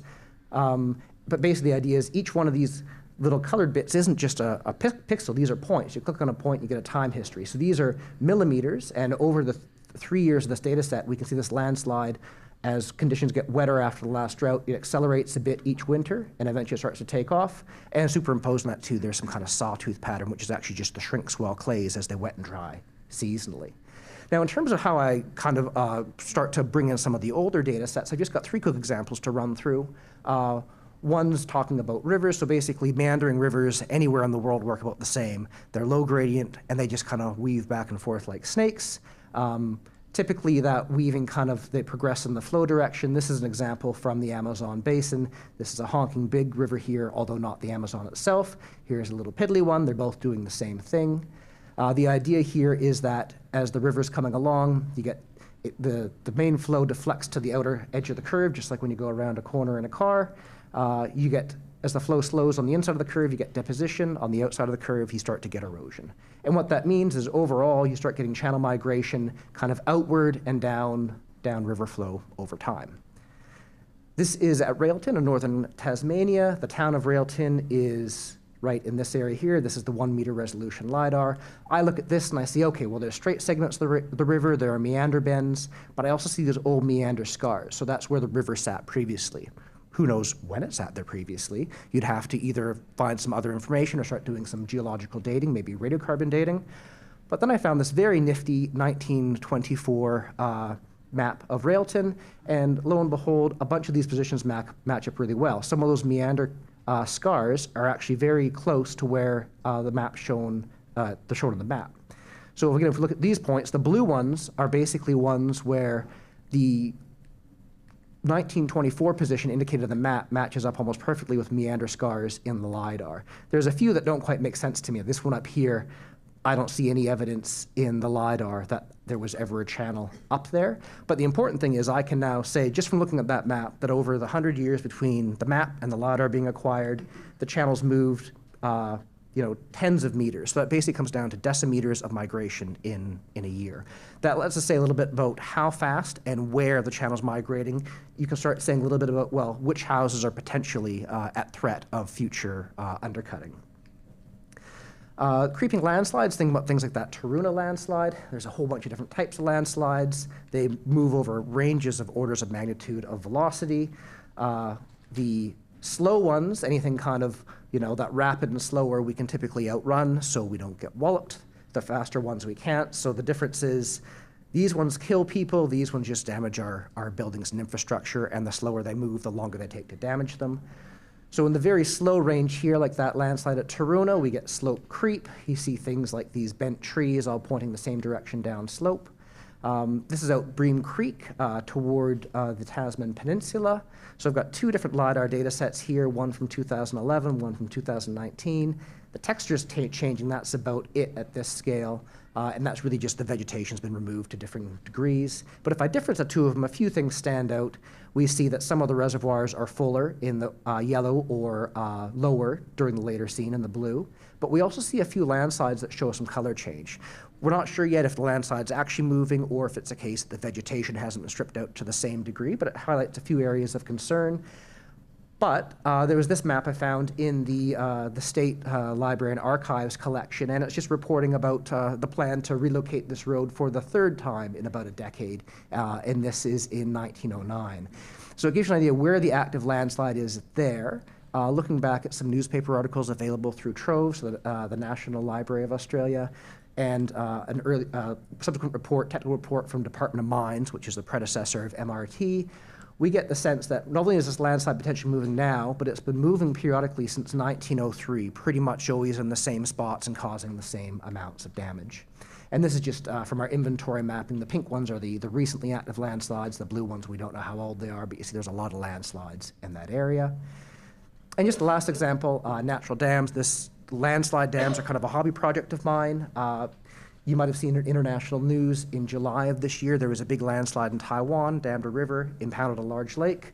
This can cause problems because the lake can inundate upstream, cause problems. The biggest issue, though, is if this dam breaches, you have a catastrophic outburst flood downstream.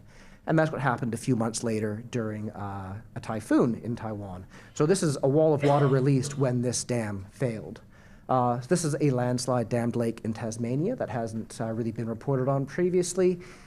This is the dam not being overtopped. This is the dam being overtopped during a large rainfall event.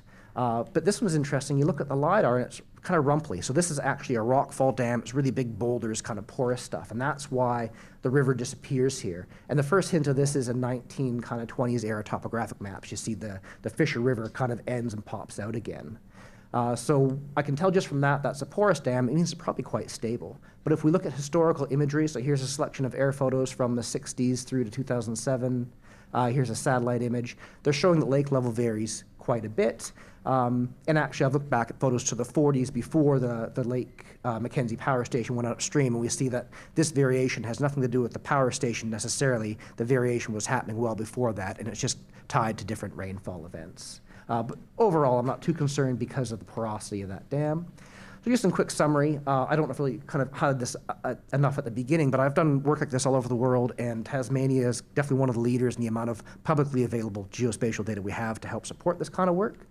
The LiDAR and INSAR is great, provides all sorts of new insights in the landscape, but it doesn't take too much more work to dig up the older data sets when they are easily available, and it sure adds a lot for understanding modification of landscapes, whether natural or anthropogenic. So I think, combining that old and new information really adds a whole new light. It doesn't work just for natural hazards. You could do it for all sorts of other things. And I think, for me, it's kind of fun to present on the combination of old and new data at the Museum for Old and New Art. Yeah, that's all there is to it.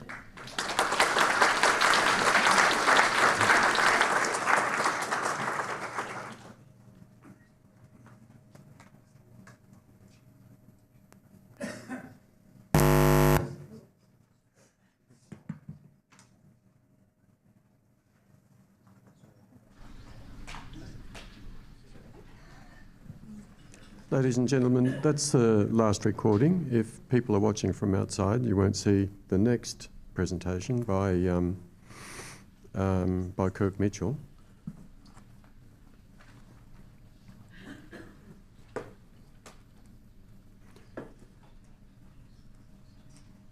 The next presentation by Kirk Mitchell, he's the Director of Geo Partnerships at Google. He is described, perhaps not by himself, as a seasoned cartographer, a business executive, passionate about using mapping technology to drive a safer, sustainable and more efficient world. He believes that to lead is a responsibility to bring about the absolute best out of people through creating a culture of inclusion, accountability and curiosity. Kirk has over 30 years of experience working for many of the world's leading mapping companies with placements in Ghent in Belgium, Singapore, Berlin, San Francisco. Kirk recently joined Google as a Director of Geo Partnerships and also holds an adjunct professorship with RMIT University.